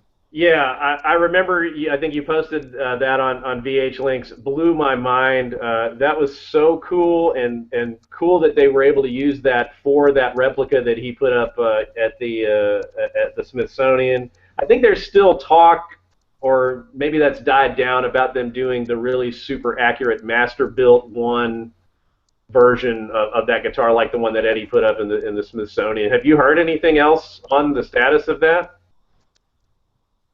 No. Yeah, because that would be that's really awesome, man. Right there from the direct neck. I mean, obviously, I can understand why the neck would have gotten kind of lost in the shuffle in a sense, because when Ed had tried to put the Floyd Rose nut on it, he screwed it up and it became an unusable neck. And I'm sure way back then they weren't thinking, oh, there'll be these things called computers that you can digitally map and make an identical replica of. That wasn't even in the cards. So it makes sense why it got lost. But cool that it got found. It's a miracle. Yeah, he said the Gibson sticker was still very faint. That's so awesome. That's just so crazy. Oh, that was the other thing. I know Kevin knows this, but and Johnny, you know this already. But on my Frankenstein, I decided to do a early production Charvel logo on my headstock instead of the Gibson sticker. So that was just my own personal little thing. I thought it was cool looking. I know, I had hooked up Kevin with the Etsy guy who was selling them, and he put that on his incredible Bumblebee. Do you have your Bumblebee there, Kev? Yeah, I repainted it though. Hold on. Oh my God. Yeah, that was the cool thing. The very earliest Charvel logo that you see on the Bumblebee on the second album is actually a smaller. I can't remember. It's like 1 3/4 or 1 1/8 or something size logo. It's smaller than most of the Charvel logos that you see on a lot of guitars. So, yeah, there it is. All right, so this was my Bumblebee, but I repainted it because the EVH brand Bumblebees became kind of ubiquitous, and I wanted something a little different. And so this is the Entertainment Tonight guitar. Wicked. Which unbelievably came out of the shadows and went up for auction about 2 weeks after I made this. Like, I just can't even believe that. I redid this Charvel to look like that. This is a Charvel Model 2 body, just like the one that I have on my other original. And even went through a little bit of the trouble to get a real Yes. Charvel neck plate. Yes. And then, yeah, so this is the headstock. It's painted like the B, not like Entertainment Tonight, with the little gold Charvel logo there on it. Perfect. Mm-hmm. Yeah. I Awesome. Which is love funny, it. too. My Frankenstein right here, I managed to find one. This is my Frank. It's the 1980 version of Frank with the record album pickguard and the cream humbucker. But I managed to get a pretty damn good neck shape, good headstock shape. It's all pretty goddamn accurate. And then That looks really good. and if you see real close, hold on. Yeah, it's frozen. Yeah, let's see. Yeah. Yeah, really nice work on the Yeah. little Gibson thing. There's that one. That is cool. There's a picture of Ed with like a blue jumpsuit on, playing in a pretty famous shot, and it looks exactly like this bird. It's a Bee Gees album, by the way. That's a Bee Gees album. Ah! Well done. I found it good at Half Price Books.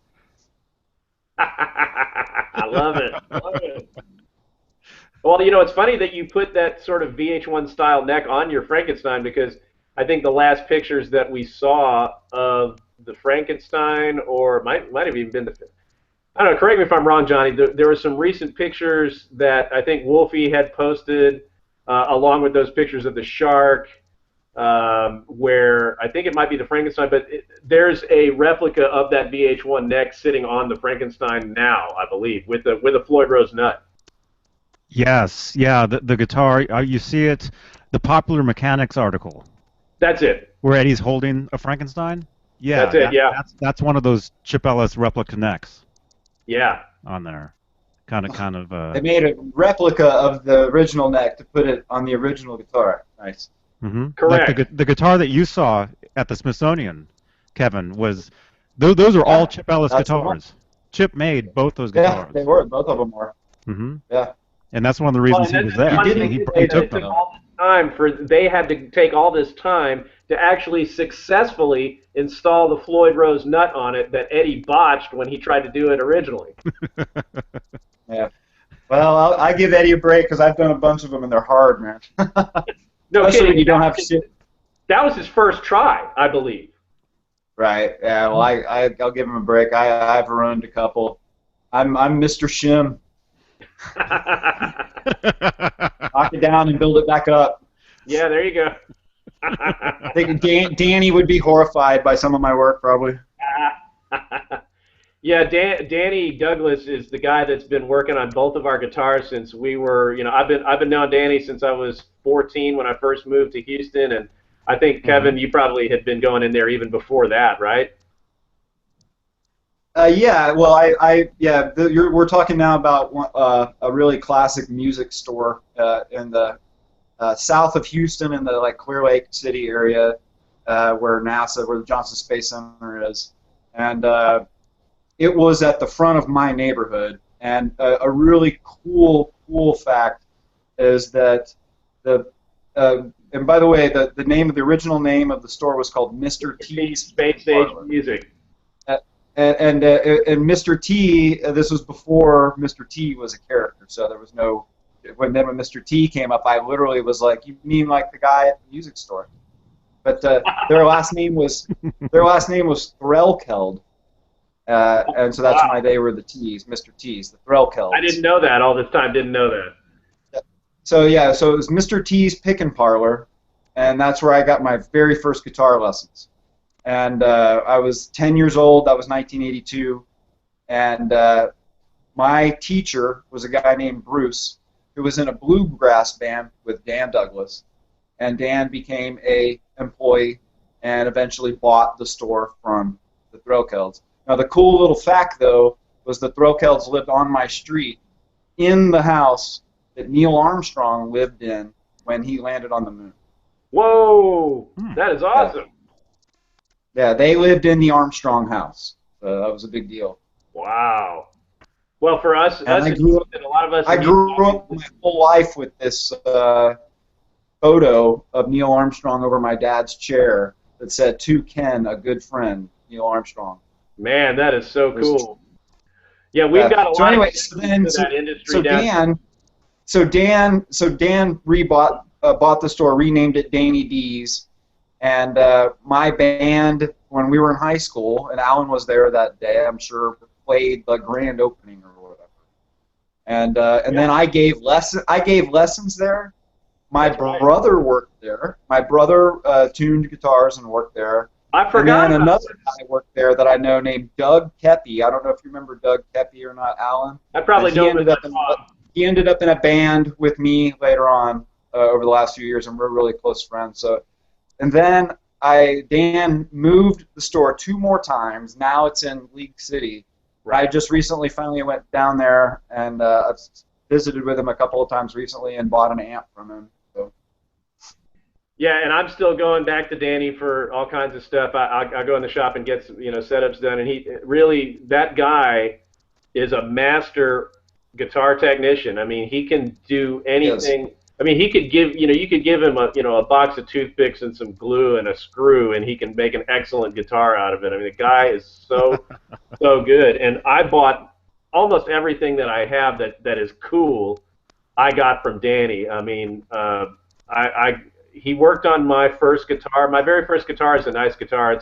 Kevin knows it. It's a 1968 Fender Strat, which I can show you all in a minute if you want. But yeah, Danny has been working on that since I was a kid. I bought all kinds of vintage effects from him back in like in the mid '80s when nobody cared about vintage equipment whatsoever. And I mean, I got some incredible deals. I bought a vintage Univibe from Danny that I have to this day for like $200. It's worth a good $1,400-$1,500 sometimes. I see him going for. I got a vintage chrome top Vox Wah from him, a early vintage TS 808 Ibanez tube screamer I got from him. All of this stuff I got when I was about 15, 16. I had my first jobs, and I'd go over there and I'd buy the coolest stuff from Danny, and I'd pay it off on time. I mean, and he was very cool about me making my payments, and I mean, I owe everything I am as a guitar player. I owe it to Danny because, if you're playing on a guitar that's not set up properly, it's the most frustrating thing in the world, especially when you're a kid starting out, because, you think, why can't I make it sound good? You have no idea that guitars need to be set up or that they break or, that things go wrong.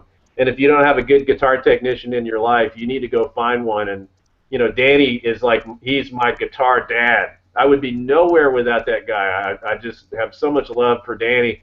He's the coolest guy. I love him, man. Nothing but love. Yeah, I credit him to keeping that place going and always kind of giving us a chance. He gave our band a chance to play. He gave me a chance to give lessons. I was only 16 years old. I mean, that was really cool. And I had several eye-opening experiences that took place right there in that store. When I was in 1982 going in there for my first lesson, there was a guy in there playing the harmonic tapping part of Dance the Night Away. And I just watched him, sat there right before my eyes and watched him play it. And dude, believe me, in like 1982 to sit right across from some dude who had kind of figured that part out was astounding. And that guy sat there going, I can't believe he came up with that, man.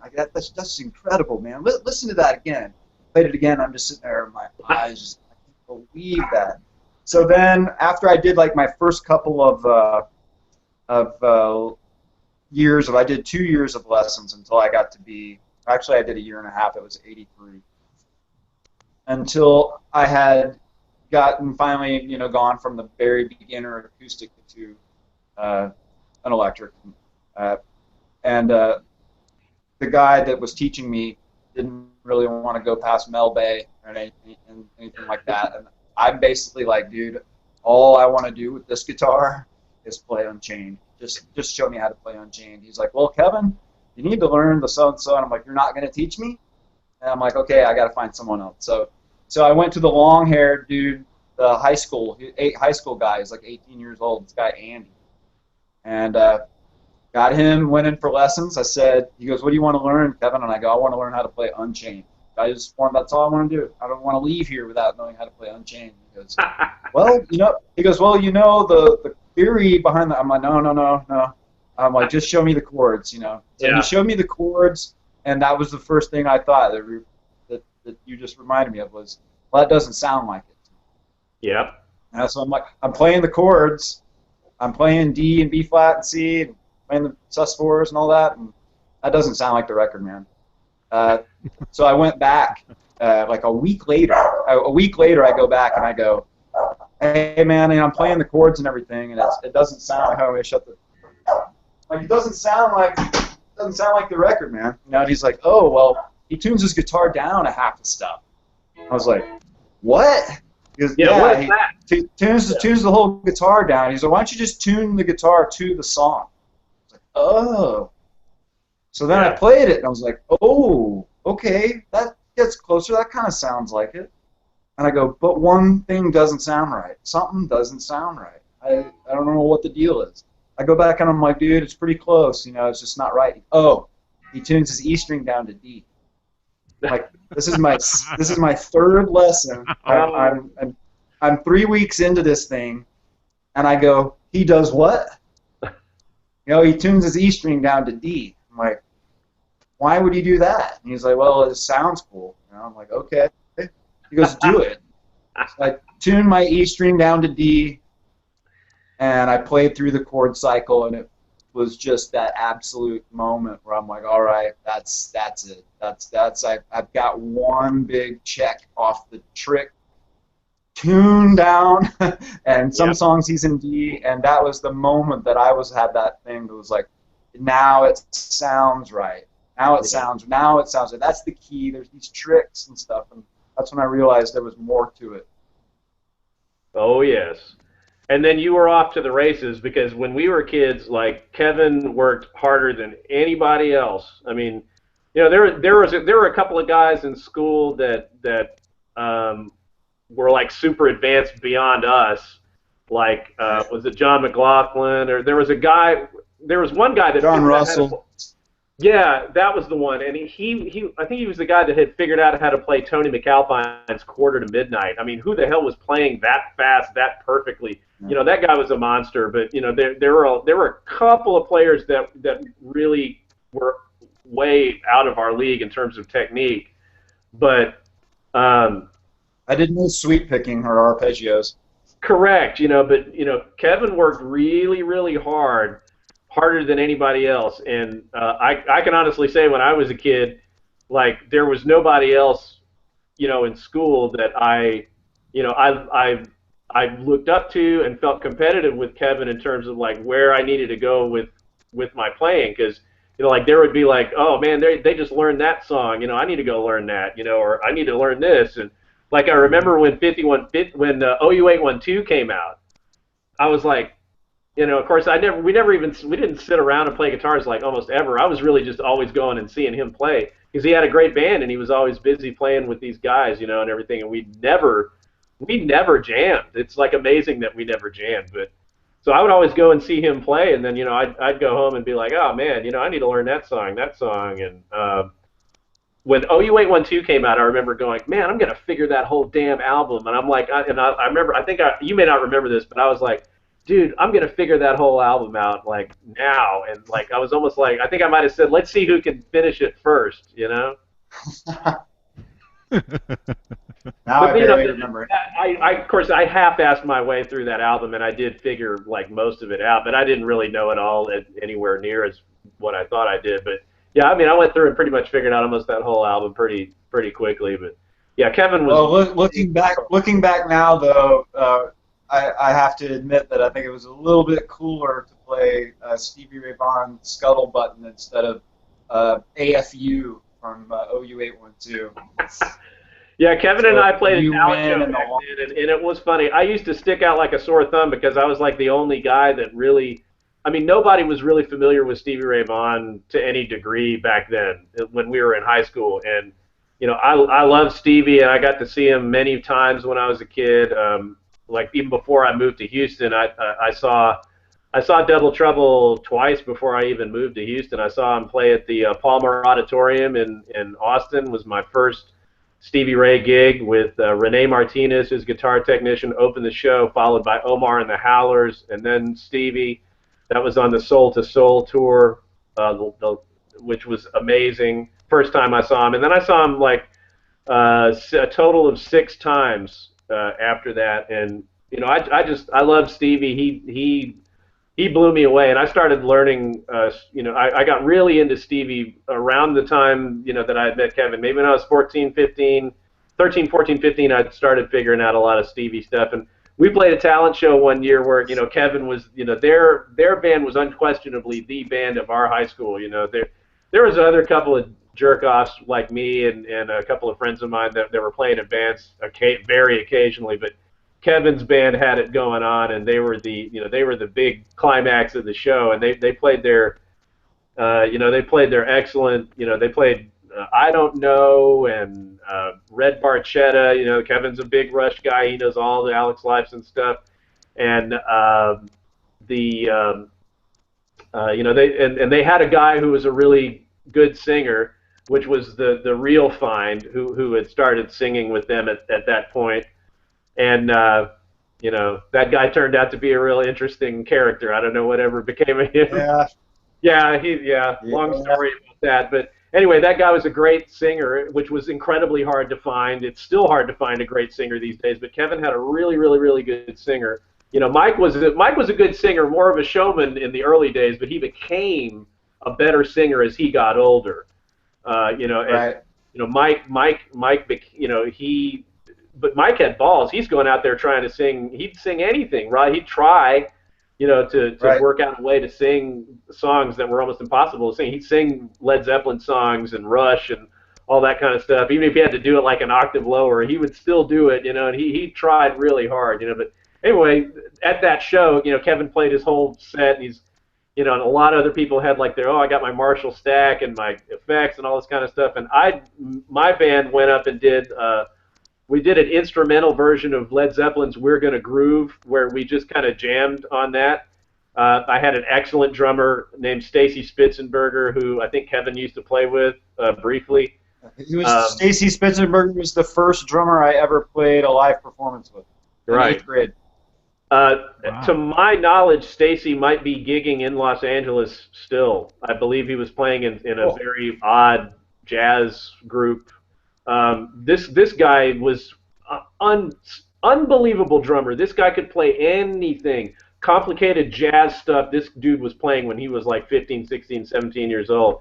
I mean, a great drummer, and it was my pleasure and privilege to play with that guy. He was one of the best musicians I've ever played with to this day.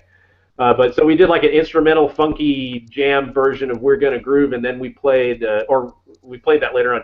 We opened the show with our little attempt at playing "Scuttlebutt" by Stevie Ray Vaughan. And back then, I took my 1968 Strat and my 65 Super Reverb, and I just plugged straight in with no effects. And in a way, it was like nobody was doing that back then. No one. So it was kind of fun to be able to stand. It was easy to stand out back then because you could just do that, and it would be like, oh shit, what happened? Where's his effects? Where's his distortion pedal? Where's the stack? Where's what I mean? So yeah, that was fun. So yeah, so no, I'm glad you noticed. I didn't know anybody cared because you guys were doing really. I mean, you guys were so awesome. You had your stuff together, and I love watching you guys play. I always enjoyed watching you guys play. I still have that talent show on VHS. I need to transfer it to DVD or something someday. Oh, killer. And and that was the other thing. A highlight of the show when Kevin was playing back then. He and I were among the first people to do the mullet back in the day. And I grew my hair real long one summer, I think when I was 14 going to turning 15, and I had grown my hair real long, and I went and got a perm. Sat under the dryer with the old biddies at the hair salon and got a perm back then. And I think let's use the proper terminology. Let's use the proper terminology. What I got was called a body wig. Oh, right. I had long, stringy, straight hair. It just went straight down. And my mother was like, son, if you're going to do that, please give it some body. Yeah. We were rocking some wild hair for a little while. It was crazy, yeah. I did like one perm, and it lasted all through high school. my hair is not normally that super curly, but I did it once, and my hair just stayed curly. But the highlight, one of the highlights, I call it the highlight, but it was funny when Kevin would go to take a solo, and the singer at one point in one of the songs would come behind him and undo the little hairband that he had back there, and this explosion of 80s hair would come out of the back of his head, and it was just like, and the girls would go crazy. Ah, it was hilarious. That's but funny. Cool. I remember that. It was unintentional. Cool, I got to admit, it was cool. And I wanted that damn hair tie out, and I was like, dude, take it out. That's pretty funny. That's a strange memory. It was so cool. It was like a James Brown move or something. It seemed like it was choreographed because, I mean, you just did it. And it was just like, oh, man, it's all over. Yeah. The best, funny. Man. The best. It was so funny. Anyway, hey, I'm going to bring it back to some Van Halen. Me and Kevin will go on forever, believe me. Let me go right quick. I'm going to go through the guitar that I now want to replace the body on, thanks to Dave Nesdahl and Johnny Bean. This is a Basswood Musicraft 5150 style guitar, Musicraft neck. I decided not to do the stripe job on that. There's no sense behind it. I just like I really like the first album graphics, so that's the only guitar that I did with an actual Van Halen paint scheme, other than the Destroyer. The Destroyer is not as easily recognizable as a Van Halen guitar, so that one I feel more comfortable playing in public. But this one, I was like, I just wanted to get it as close to the 5150 as I could, with what limited knowledge that we had. But now that I know better, basswood is not the wood used in the 5150, and now I've got to go get a damn poplar body and go at it again. So thanks, David. I appreciate that. Dang it, so this guitar, anyway, it's a maple neck, obviously. I have an old vintage 80s German Floyd Rose, probably from around 1983 or so, that I bought from Danny in Danny's shop. He actually had this sitting new in a box back on his workbench, and I got that, and I used it on another guitar for many years. I ended up using that for this build. Obviously, the MXR jazz-based knob. I got the titanium string inserts like David uses. I got that from f-utone.com. I got a new collar, because the old one broke, like the little rubber washer, the little plastic washer, that white thing, that had broken off a long time ago, but I got a new one. Mm-hmm. I had to order an entire Floyd Rose arm assembly in order to get that friggin' washer nut, because you can't buy that anywhere by itself. So I got that together. It stays in tune real good. I use it. This is the only guitar that I have with a Floyd Rose on it. Out of my 19 other guitars, this is the only Floyd Rose instrument that I really own. Yeah. That's your only Floyd? Yep. Oh, yeah. I'm shocked. Well, like Kevin was just telling you, like when I was a kid, I was really more into classic rock, and Stevie Ray Vaughan was a big deal, and even Eddie was a big deal, because my favorite Eddie material was recorded without a Floyd Rose. He didn't use a Floyd Rose until the Women and Children First album, and so that I really was almost a militant against Floyd Roses for many, many years. I didn't get a Floyd Rose until 1993. Man. So it was a mystery to me for a long time, and so I really only had it until I started building. I had an old crappy striker like Kevin had. I had a black striker that I found in a pawn shop, and I threw a Seymour Duncan. Probably 59. Mine. Sorry. Oh, you were just maybe it was mine. I don't know. It might have been. I don't remember which pawn shop I got it in, but yeah, it was a rosewood board striker, black. I had went to Danny and had him. It was a slanted pickup striker, and I had Danny fill in with some epoxy and straighten out the pickup so it's no longer slanted, so it was more like the 5150. And then he found this old Floyd Rose in a box, and I had him put it on that striker, because that striker didn't have a really good Floyd Rose on it at the time.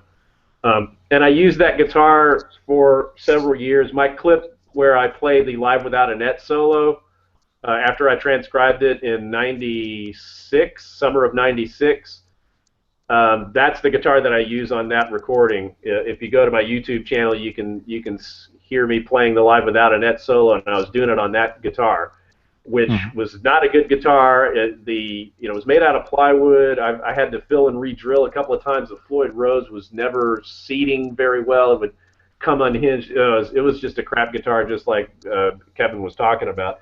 So eventually, many years later, I went and I built this guitar in 2012, I believe, 2011, 2012. And so it took me many years to actually even build this because I was getting parts together. Like I bought the body once and then waited another until I saved up enough money for like a whole year later and got the neck or something. I ended up, I think I talked about this on that last clip, on the first clip that I jumped in on. I came up with an interesting process for how to place the Fender string tree on there. I got the idea that I could match the pitch of where Eddie had that string tree based on the recordings that have him pinging behind the nut on the 5150. And obviously you hear that in Live Without a Net and the Live Without a Net solo. And you hear it really clearly on Feel So Good, which I believe was almost certainly played on the 5150 guitar.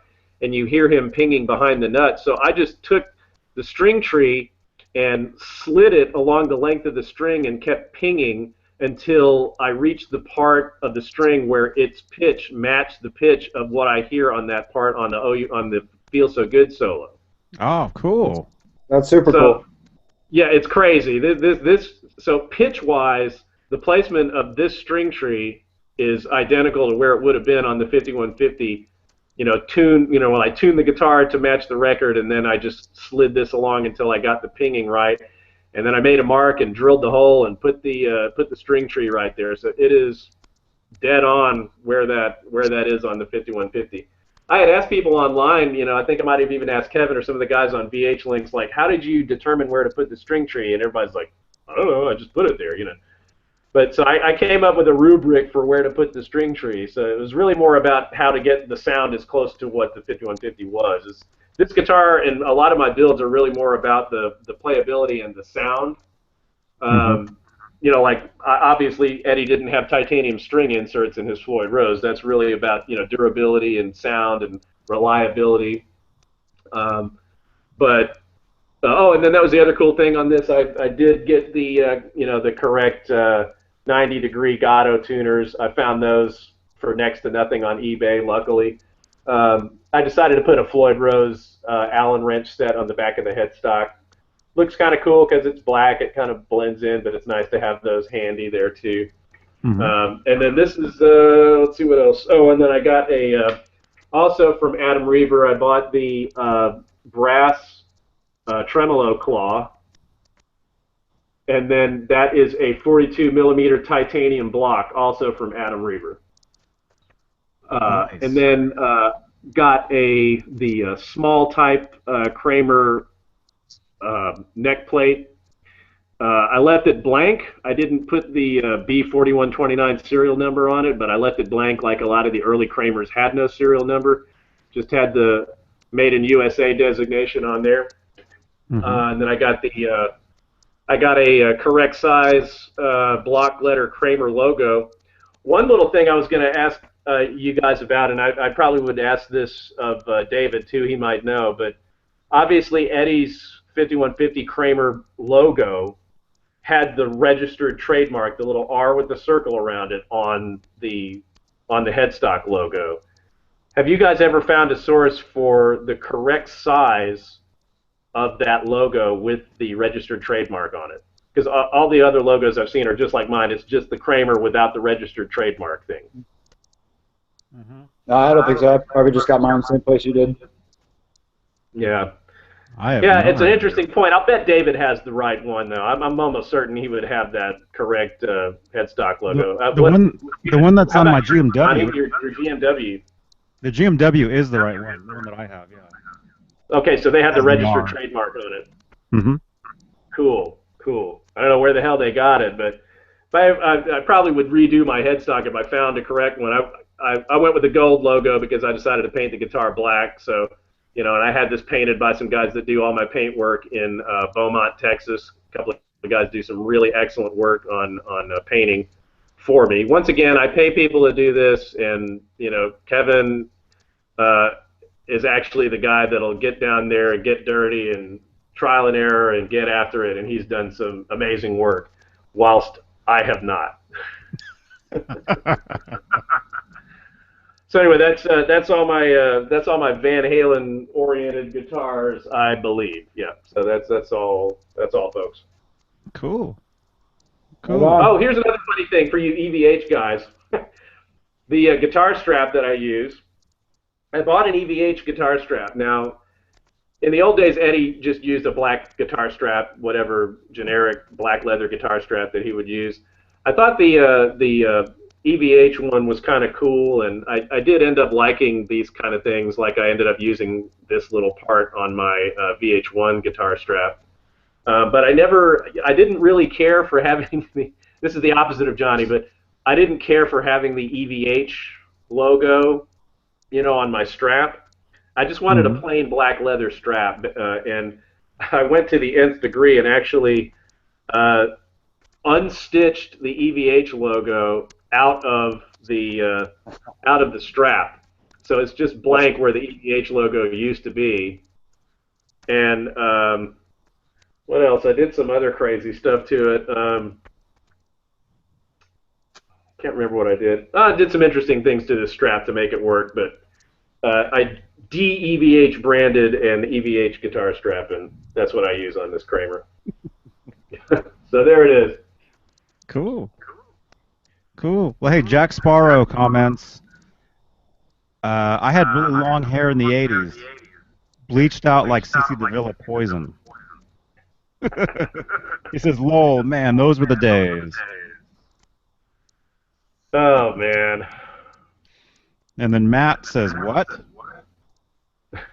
Matt, are you watching this video? I don't know where you're commenting at.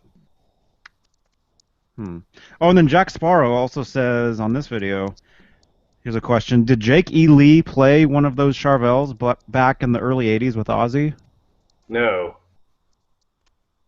The answer is no. That Jake E. Lee's famous guitar, which has now been reproduced by Fender with the Charvel logo on it, that guitar, it was actually a Fender, was it a Squire?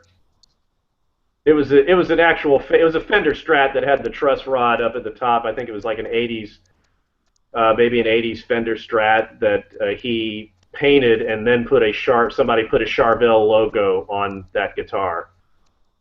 So the one, if it's the one you're thinking of, you know, the famous one that he plays in Bark at the Moon and all that stuff, and Ultimate Sin, he played an SG on Ultimate Sin, but yeah, the famous Strat that Jake E. Lee played was actually a Fender guitar with a Charvel decal on it. Yeah, I saw Jake E. Lee. He played at NAMM, was it a couple years ago? I guess he did what's called the NAMM Jam.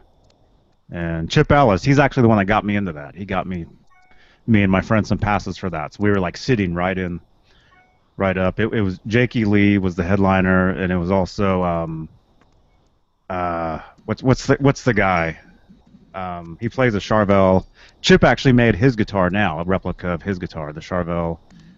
The guy from Guthrie Govan. Yes. Guthrie. Okay. Yeah. He was the headliner that night. Or no, he wasn't the headliner. Jake E. Lee was the headliner, but Guthrie played a show. I mean, he was one of the bands that played. The Aristocrats. Yes. Yeah, they were funny. They were great. Man, he's an unbelievably great player. Another guy that doesn't like locking nuts either. That was the other thing about locking nuts, and why I don't like them now, and really didn't like them when I was a kid. Was I was probably second to Van Halen. I was really, really into Led Zeppelin, like crazy into Led Zeppelin, and obviously Jimmy Page never used a locking nut guitar on any recording, as far as I know. And I always had, I really worked really hard for a long time to try to learn how to keep the Fender Strat in tune, and it took me, I mean, forever.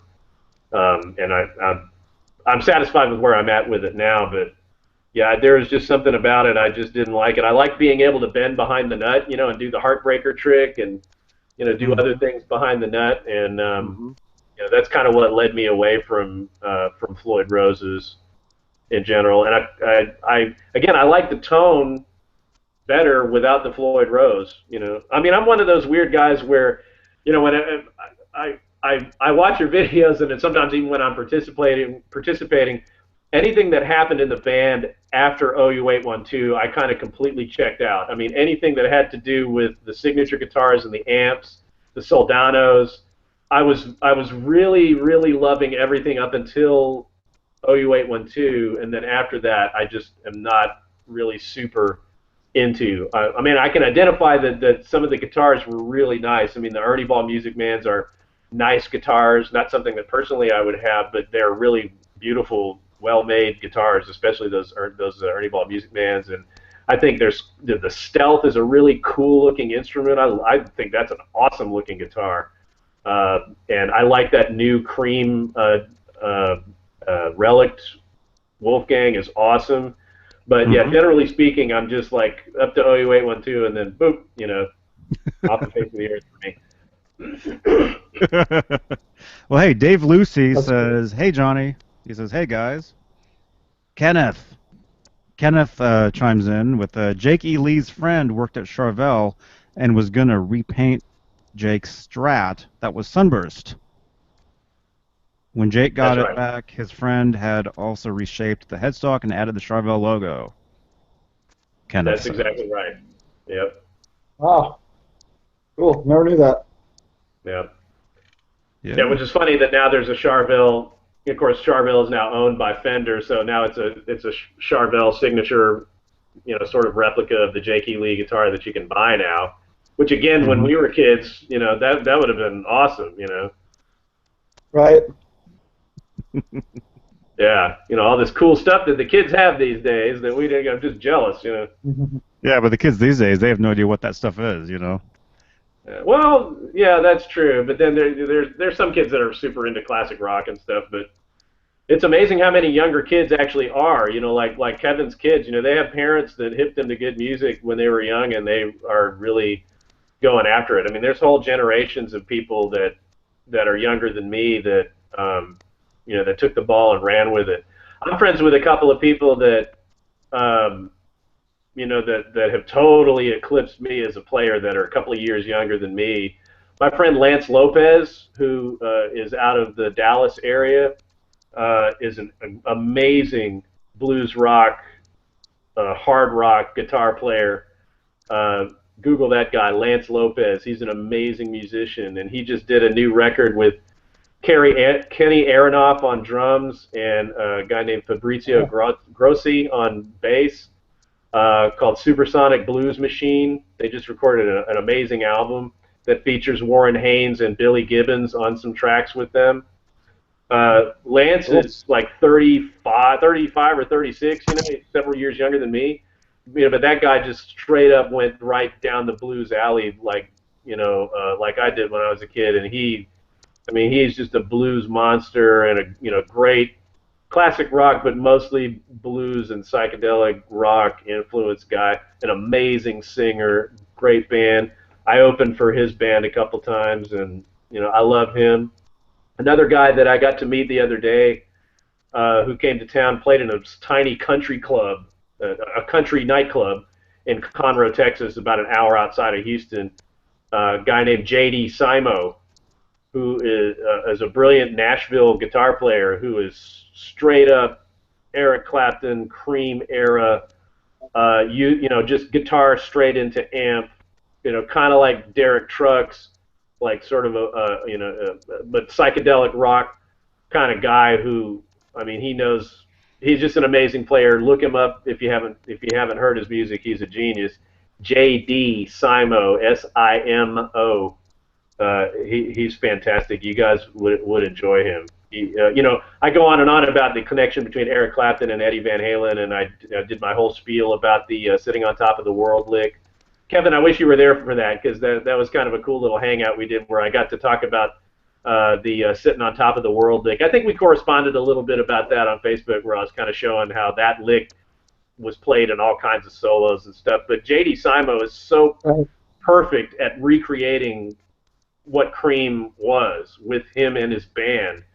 The live Cream stuff, that like really J.D. Simo has way more of a concept of how to play Eddie Van Halen licks than almost anybody on the internet, because you have to have a fundamental understanding of how that particular lick and a couple of other licks from Clapton inserted itself into Eddie's playing, because Eddie was just like us when we were kids, except instead of, you know, the way we are with him, he was that way with Eric Clapton, and he learned Eric Clapton's stuff note for note, as we know famously. Everybody knows that he knows how to play Crossroads, but it's not so commonly known that Eddie knows everything else that Clapton played from the live Cream era, especially the live versions of Sitting on Top of the World and I'm So Glad from Goodbye. And the lick that's played at the end of Sitting on Top of the World, the little unaccompanied guitar solo, that little lick, there's two licks that are the main parts of it. Eddie puts those in damn near every great solo that he ever played, and it's I want to be a crusader for people to understand how to play that lick and put it in the context of Eddie's playing, because I did that, and it was a mind-blowing light bulb moment, and I love to talk about it, and I'm trying to make a lesson video where I'm going over that. It's hard for me to explain. It's easier for me to demonstrate. And one of the last times we did a hangout, I showed Johnny and David Nesdahl how to do that, and I sent them some tabs that I had done for the Sitting on Top of the World solo and a couple of the other Eddie solos like Out of Love Again and When It's Love that are directly from that lick. So, Kev, I might actually send you on Facebook. I'll send you some links to some of those tabs. Some of them I might have already sent you, but you know, it's really kind of a cool thing that I think you might get something out of.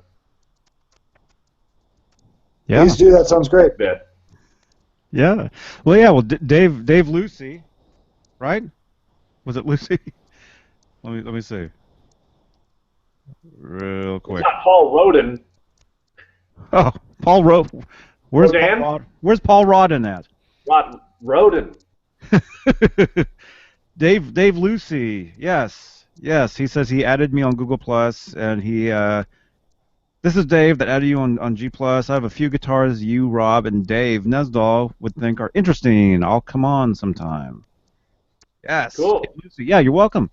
Welcome to come on anytime. Anybody's welcome to join us on these things and talk about all this great, cool stuff. You know. Yeah, hey Kev, I was going to ask you, do you have, or you know, I don't know if you have it at hand, but I really liked that that Charvel that you made for your son on for his birthday. You know, the black with the gray stripes, man. That's a sweet guitar. Do you have that handy? I don't. In fact, that guitar has been repainted. Oh, that's right. I remember. But there's a little bit of what remains. But what happened was, I guess I was making my son just a basic, you know, Strat single humbucker Floyd Eddie guitar, and wanted to do something a little different. And so I tricked him into picking his favorite EVH Charvel Art Series guitar, and it ended up being like the one from Edmonton, and it was a black and silver one. And it was great. It was super cool, but he didn't play that guitar very much eventually. And I asked him what the deal was, and he said that the frets were too big because I got jumbo frets. And then it was like, okay. And then he goes, well, I think I'd like to paint it my own way or something. I'm like, all right, fine. So ended up replacing the neck. And the funny thing is I like that jumbo fret neck. I put it on my Unchained. And I just like variety, you know. I have Strats with no locking trim. I have two Gibsons. I have a Charvel with a Kaler. I've got my EVH ones. I've got the Shark that doesn't have, you know, it's just a Gibson bridge, and I got different pickups in all of them, you know. So,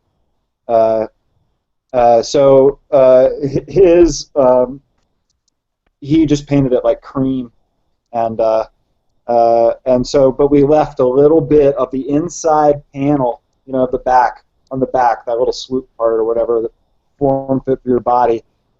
It looks kind of skeletal. You know, it's like if you rip the skin off something, it's like underneath it you can still see the black and silver. But yeah, I enjoyed that one. That was fun. That was cool. Yeah, Kev's got a bunch of cool guitars. Do you still have that? I think you mentioned. Do you have that Gibson hollow body? It was a 335, I think you used to play. Yeah, I do. I just used it at our last gig, actually. Yeah. Hang on, real quick. I'll run there. Kevin does a really neat version of Stranglehold, and he was playing. I saw them play at this little tiny club in Houston many years ago, called the Satellite Lounge. Can you see that? Rockefellers. It was a lot of fun seeing the guys there that night. There it is. Can you see that? Yeah. Yeah, that's my 135. Nice. And my buddy Mike's borrowing my SG right now. But there's my VH1 too. Sweet. Yeah, hold on. There we go. Your Charvel, I see. This is one of my favorites right here, my Rude. I love my Rude. Yes. Use that one a lot. That's the old school Fender that I've always had. Yep. Didn't it have a white pickguard? It did. I changed it all over to black. Okay. Yeah, I remember when we were in school, it was the white with the white pickups. There's the Unchained. And back behind there is my old original black Charvel. There's the old logo. Yeah. No, there was a monumental change in your sound when you got that Charvel, because I remember like you were playing your Strat through the Marshall, and it was like you had like it was noise city with those single coil pickups. And man, when you went to that Charvel, it just was like boom, there it went, and it sounded fantastic. And then you also, that's another cool thing that Kevin did back in the day that almost nobody was doing. He had a stereo flanger, and they used to do a lot of Rush, and they would play Spirit of Radio with the stereo flanger going, and it was like, oh, it was awesome. Very cool. I had two amps. I loved having two amps with either a chorus or something between it. It just sounded so huge. And we were playing on a little stage with no PA except for the vocals. I like to put one amp on one side, one amp on the other, and spread them way out. It was fun. I like that sound. Yeah, as somebody sitting in the audience watching it way back in the day, like 1987 or whenever that was the bomb. I mean, and it makes you think like, oh, well, now I understand why Eddie does wet, dry, wet. You know, I have 3 amps, and I have an Eventide H9 that I've been experimenting with, but you know, it must be insane to actually sit and play with a full wet, dry, wet rig.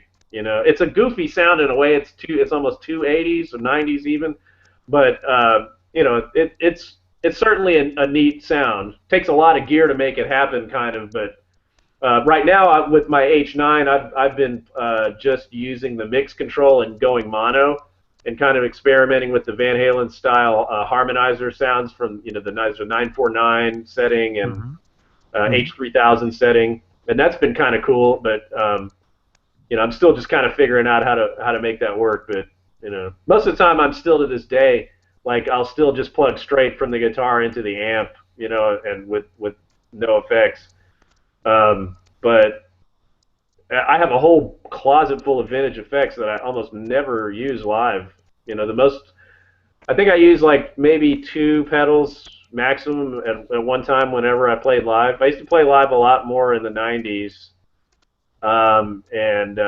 You know, I usually might have a fuzz box and maybe my Phase 90, and that would be all the effects I ever used live, really. Yeah, I remember I got one of those Dunlop Phase 90s in '95, I think. I got one used at this record store in Alameda, California for like $25. That was my first Phase 90. I had it for years. I used it for years, toured with it, everything. It finally kind of crapped out at one point when I was doing this tour with this band called the Mayfire that I was in. And then I went and bought a brand new one, and that's the one I use now. You know. Oh, well, I did have the striped one as well for a little while. I had the striped version with the script button, and then I had I had one of the striped flangers as well for a little bit, you know. But Yeah. I actually have like 3 or 4 original MXR flangers, with the plug. Yes, that one. I've got like four. I've got like 4 or 5 of those, and they're all. So there's an interesting story behind these two things. These were the first effects that I ever bought when Kevin and I were in high school. I got these at I got this at one pawn shop and this at another. This is a 1973 Bud Box script logo MXR Phase 90. I opened it up and looked at the pot codes. It is indeed a 73. I got this for $20 in 1987 at the pawn shop. I got this at the I can't remember the name of it, but it was a pawn shop on Bay Area Boulevard by where the Pizza Hut used to be. Remember that, Kev? I think so. Yeah, yeah. Yeah. Okay, So I don't remember. I got this there for $20, and then I think I paid $50 for this. So this is the identical flanger that Eddie used. And they were both. I mean, I think I needed to put the battery, the wire for the battery had come unsoldered, and I took it to Danny and paid him $5 to resolder a new battery cap on it, and I've been using this ever since. It's super cool. So nice $25 investment, and this one's been going strong too. I ended up having to get this serviced. Something went wrong with the power supply or something in the innards, and I sent it off to a guy in New York who used to work at MXR and Electro Harmonics, and he repaired it and got it working. This I never had any problems with up until about 3 years ago. Something died in it, and I ended up having to send it to a guy in San Francisco, a company called CAE Sound, a guy in San Francisco that repairs vintage stuff for the Grateful Dead. He worked on this and got this working again. I ended up probably spending like $100 on the guy fixing this and getting it working again. So still total investment $125, and these go for probably significantly more than that online, needless to say. Mm-hmm. So there's some cool little pawn shop finds that used to be able to get this stuff in the mid '80s when nobody cared about this stuff. Now it's like everybody already knows. People started combing pawn shops for this before there was an internet, and then when eBay and the internet happened, it totally exploded after that. Yeah, yeah, and in the 90s, nobody wanted a Kramer guitar. Oh yeah. That's how I got my Ripley. I was about to say that's how you got your Ripley. That's how I got that. It was sitting there in a pawn shop for $350, and nobody wanted that thing. And Wow. I told the story last night on a hangout last night. Went in there, saw it, knew exactly what it was, but I feel bad. Somebody had to hawk that thing, so I'm like, next time I come in, if it's still there, I'll think about it. And like a month later, I went back in. It was there for months. This is this pawn shop in Oakland, and went in the next time, saw it there, said, okay, I'll do it. Got it, and that was 21 years. 21 years ago. Damn. And even Steve That's so Ripley cool. himself comments on that guitar. Cool. Incredible. I said this before. Like I think there was somebody else. I don't know if it was you or I don't know. There's somebody else had a Ripley. Maybe I'm thinking of you, Johnny. But have you ever tuned it up and played Top Jimmy on it? No. That's the first thing I was out of the box. Mine would be permanently tuned to Top Jimmy. Correct. That would be. I would go pick it up and plug it in and play Top Jimmy on my Ripley every day if I had one. Johnny Bean, go to the naughty corner. Well, Eddie, he never actually played the black one. He just posed with it in the photo shoot. Right, he was using the prototype Telecaster. His was actually the custom one that Steve built. Steve built exactly 2 of them. Yes. I think, and Eddie actually called them the Super Pluto. That was the name of his Ripley. Interesting. I didn't know that. Yeah. Yeah, and he played that, and he actually used the one he had on the cover of the Guitar World, the bowling ball, the red one. Yeah. The he actually, he might have actually used that one in the studio. Actually, Really? there's a photo of him actually at the 5150 behind the console, actually playing it. The red Wow. one. I thought it was that. I thought it was always. I always saw that unfinished one.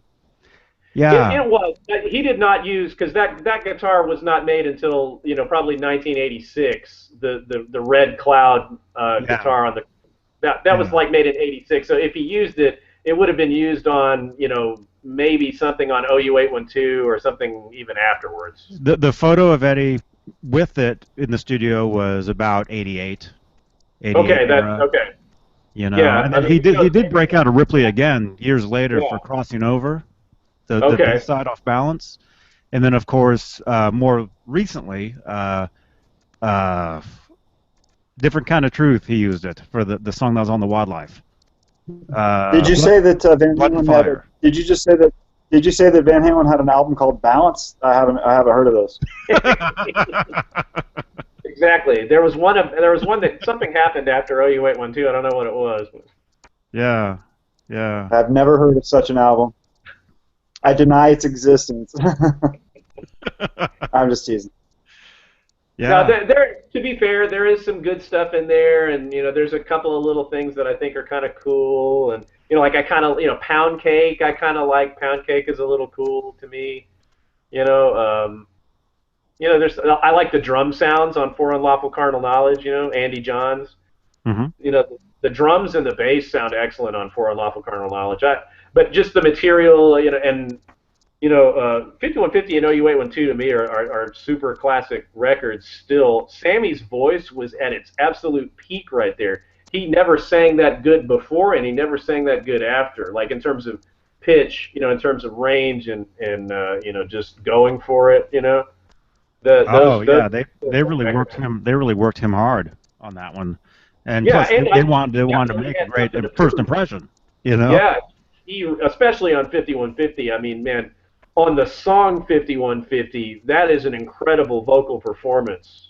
Like that's amazing.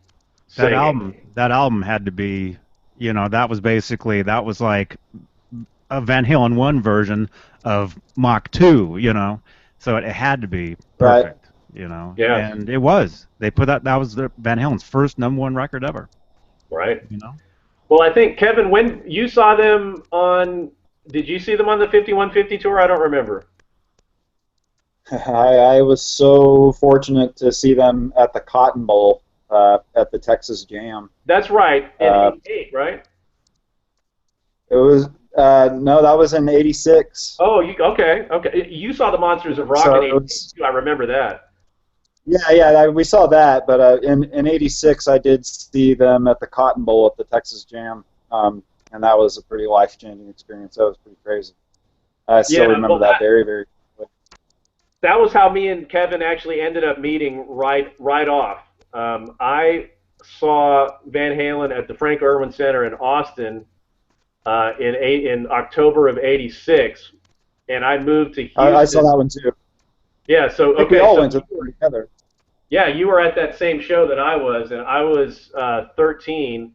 And man, I mowed some lawns and did some favors for my mom and other people. I mean, I ended up I had third row center seats for that show, which at that time cost $150 each in 1986 money, which was a lot of money. But my mom got them for me, and then I kind of ended up paying her back by doing a bunch of other stuff. And so I went to that show, and my mom got like a cheap seat somewhere way in the back.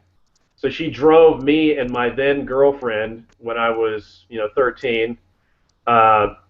And so my girlfriend and I, it was like we were playing grown-ups and stuff in many other ways other than going to a concert. But, we were, but we went and had a great time that night, and I got to talk to Zeke Clark at the beginning of the show because I had read, the Guitar World had already come out where Zeke is being interviewed, and you see the backstage pictures of all the 5150 style striped Kramers in the underground guitar hut thing.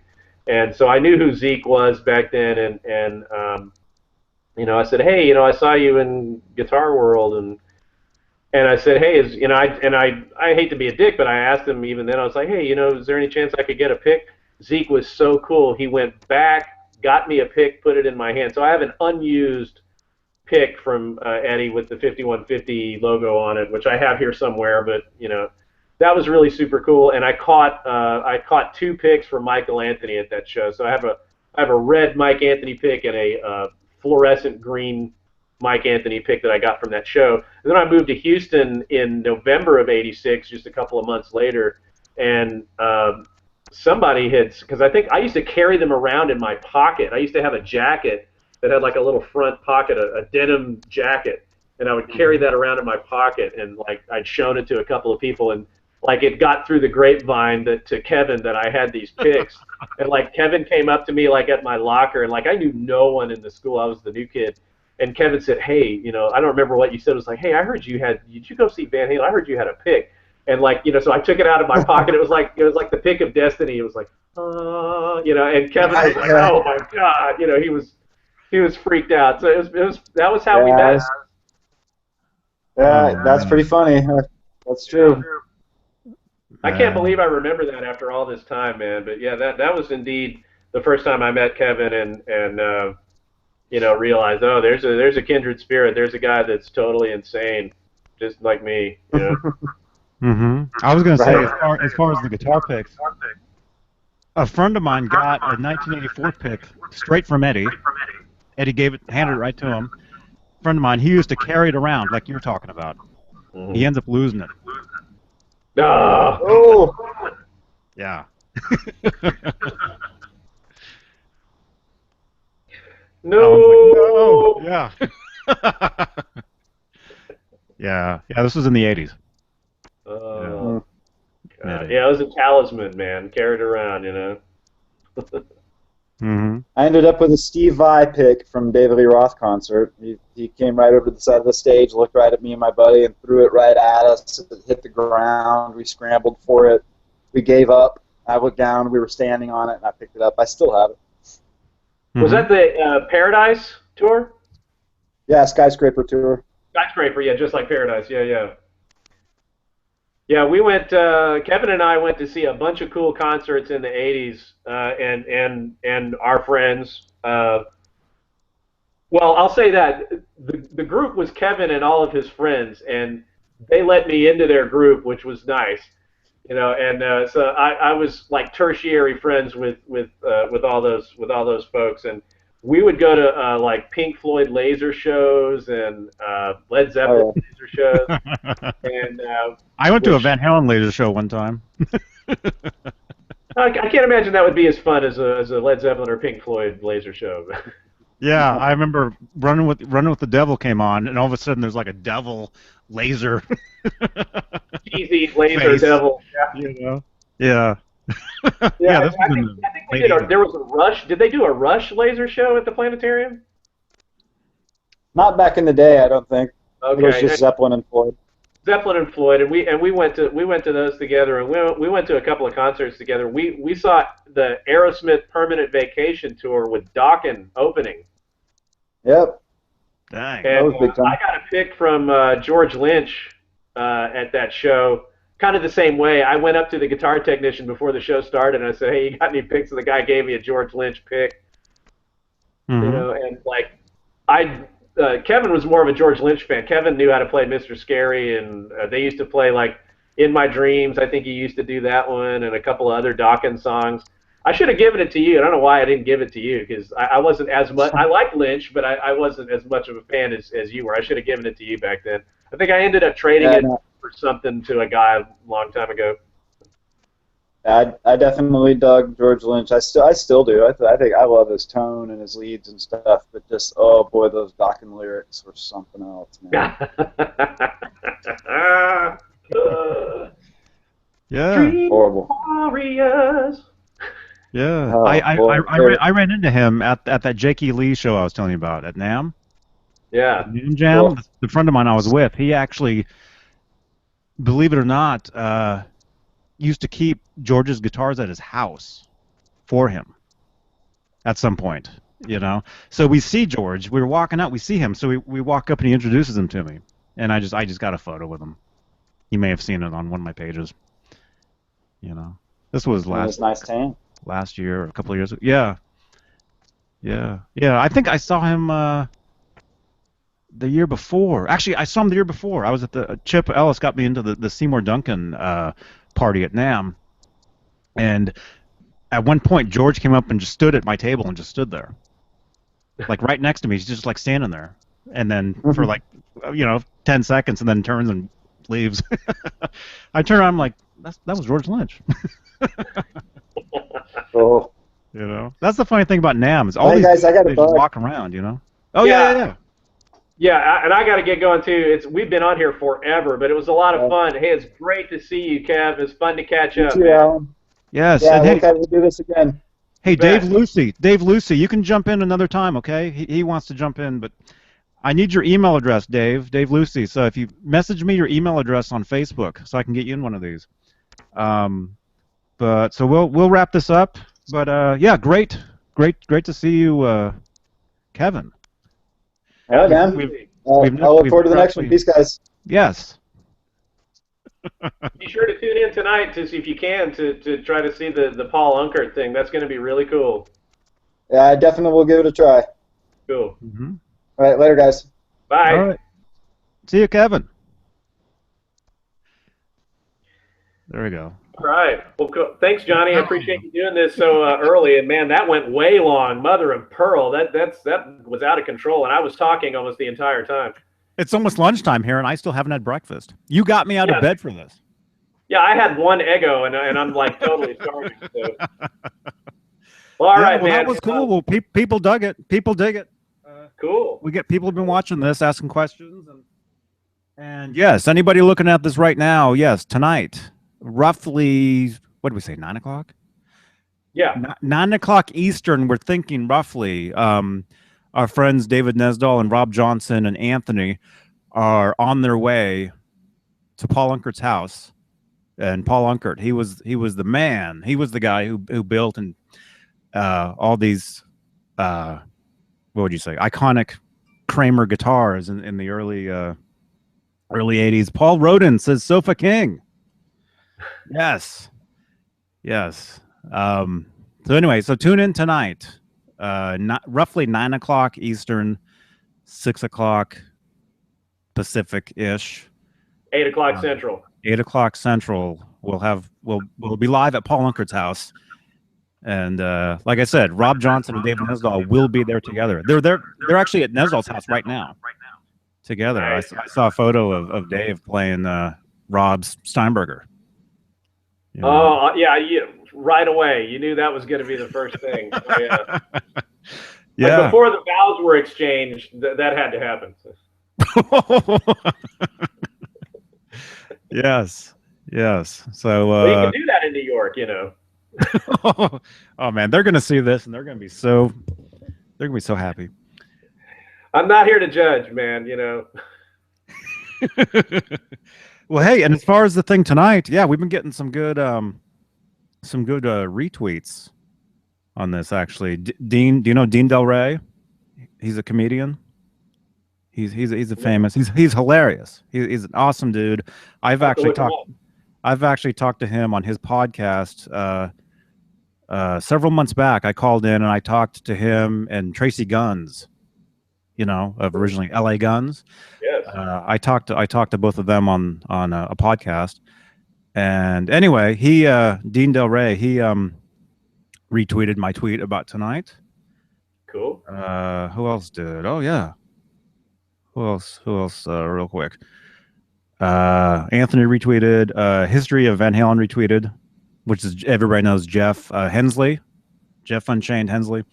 He retweeted that, and so yes, so roughly 6 o'clock California time, 9 o'clock Eastern time, somewhere in that ballpark. We'll be doing another Paul Unkert Q&A, whatever. So, and again, if anybody's watching this, if you want to participate in that, like be on video, you have to let me know. Don't call me. Like once we start the video, do not start calling me because that doesn't work that way. Yeah. I have to actually add you in here. But so I would say message me on Facebook is the best way to do it. The messages pop up on my other computer. I see them, and we can work it out. work it out from Yeah, there. that's how we set this up. Just communicate through Facebook right quick before, and then Mm-hmm. Yeah. Mm-hmm. Cool. So Alan, awesome, great job, man. Fantastic. Very And cool. I've got a whole bunch of other guitars. They're not necessarily Van Halen related. Well, the Flying V is kind of Van Halen related, obviously, 1984 album, Mm-hmm. but and Top of the World and all that. But I won't be able to see the thing tonight. Unfortunately, I'll have to watch it later. Because I have a wife, and that's my cool. wife, and you have a wife too. But I got to spend some time with my wife, man. I'm going to be in the doghouse if I cut out for. Because actually, the first Unkert thing, I was like, look, I'm not missing this. I've got to go do this, and I got special permission. So you actually got in. We actually got you in to ask.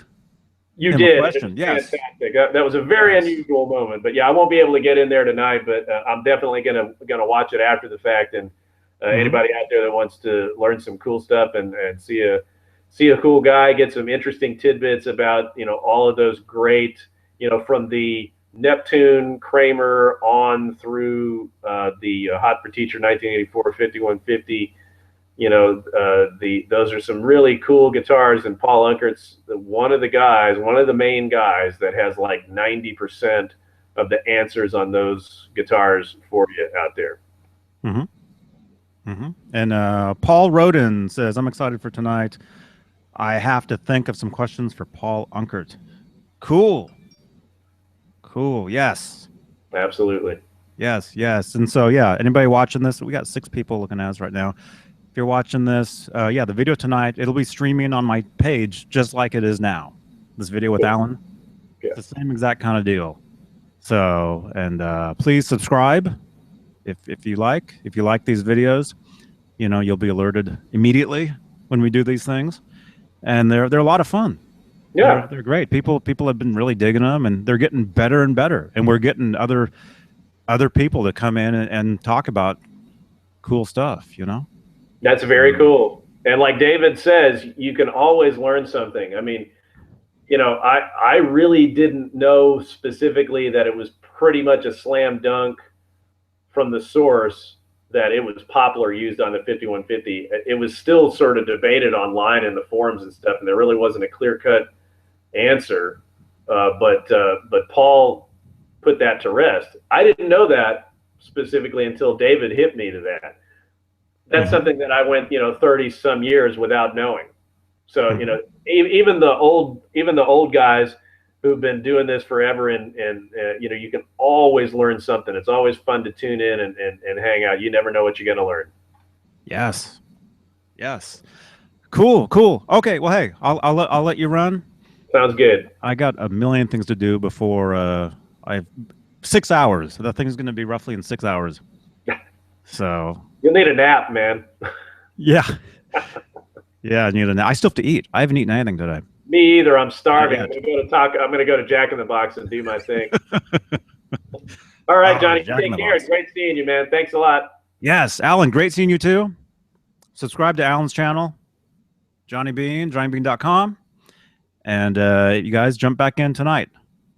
6 hours, 6 o'clock p.m. California time. Paul Unkert. All right. johnnybean.com. Bye.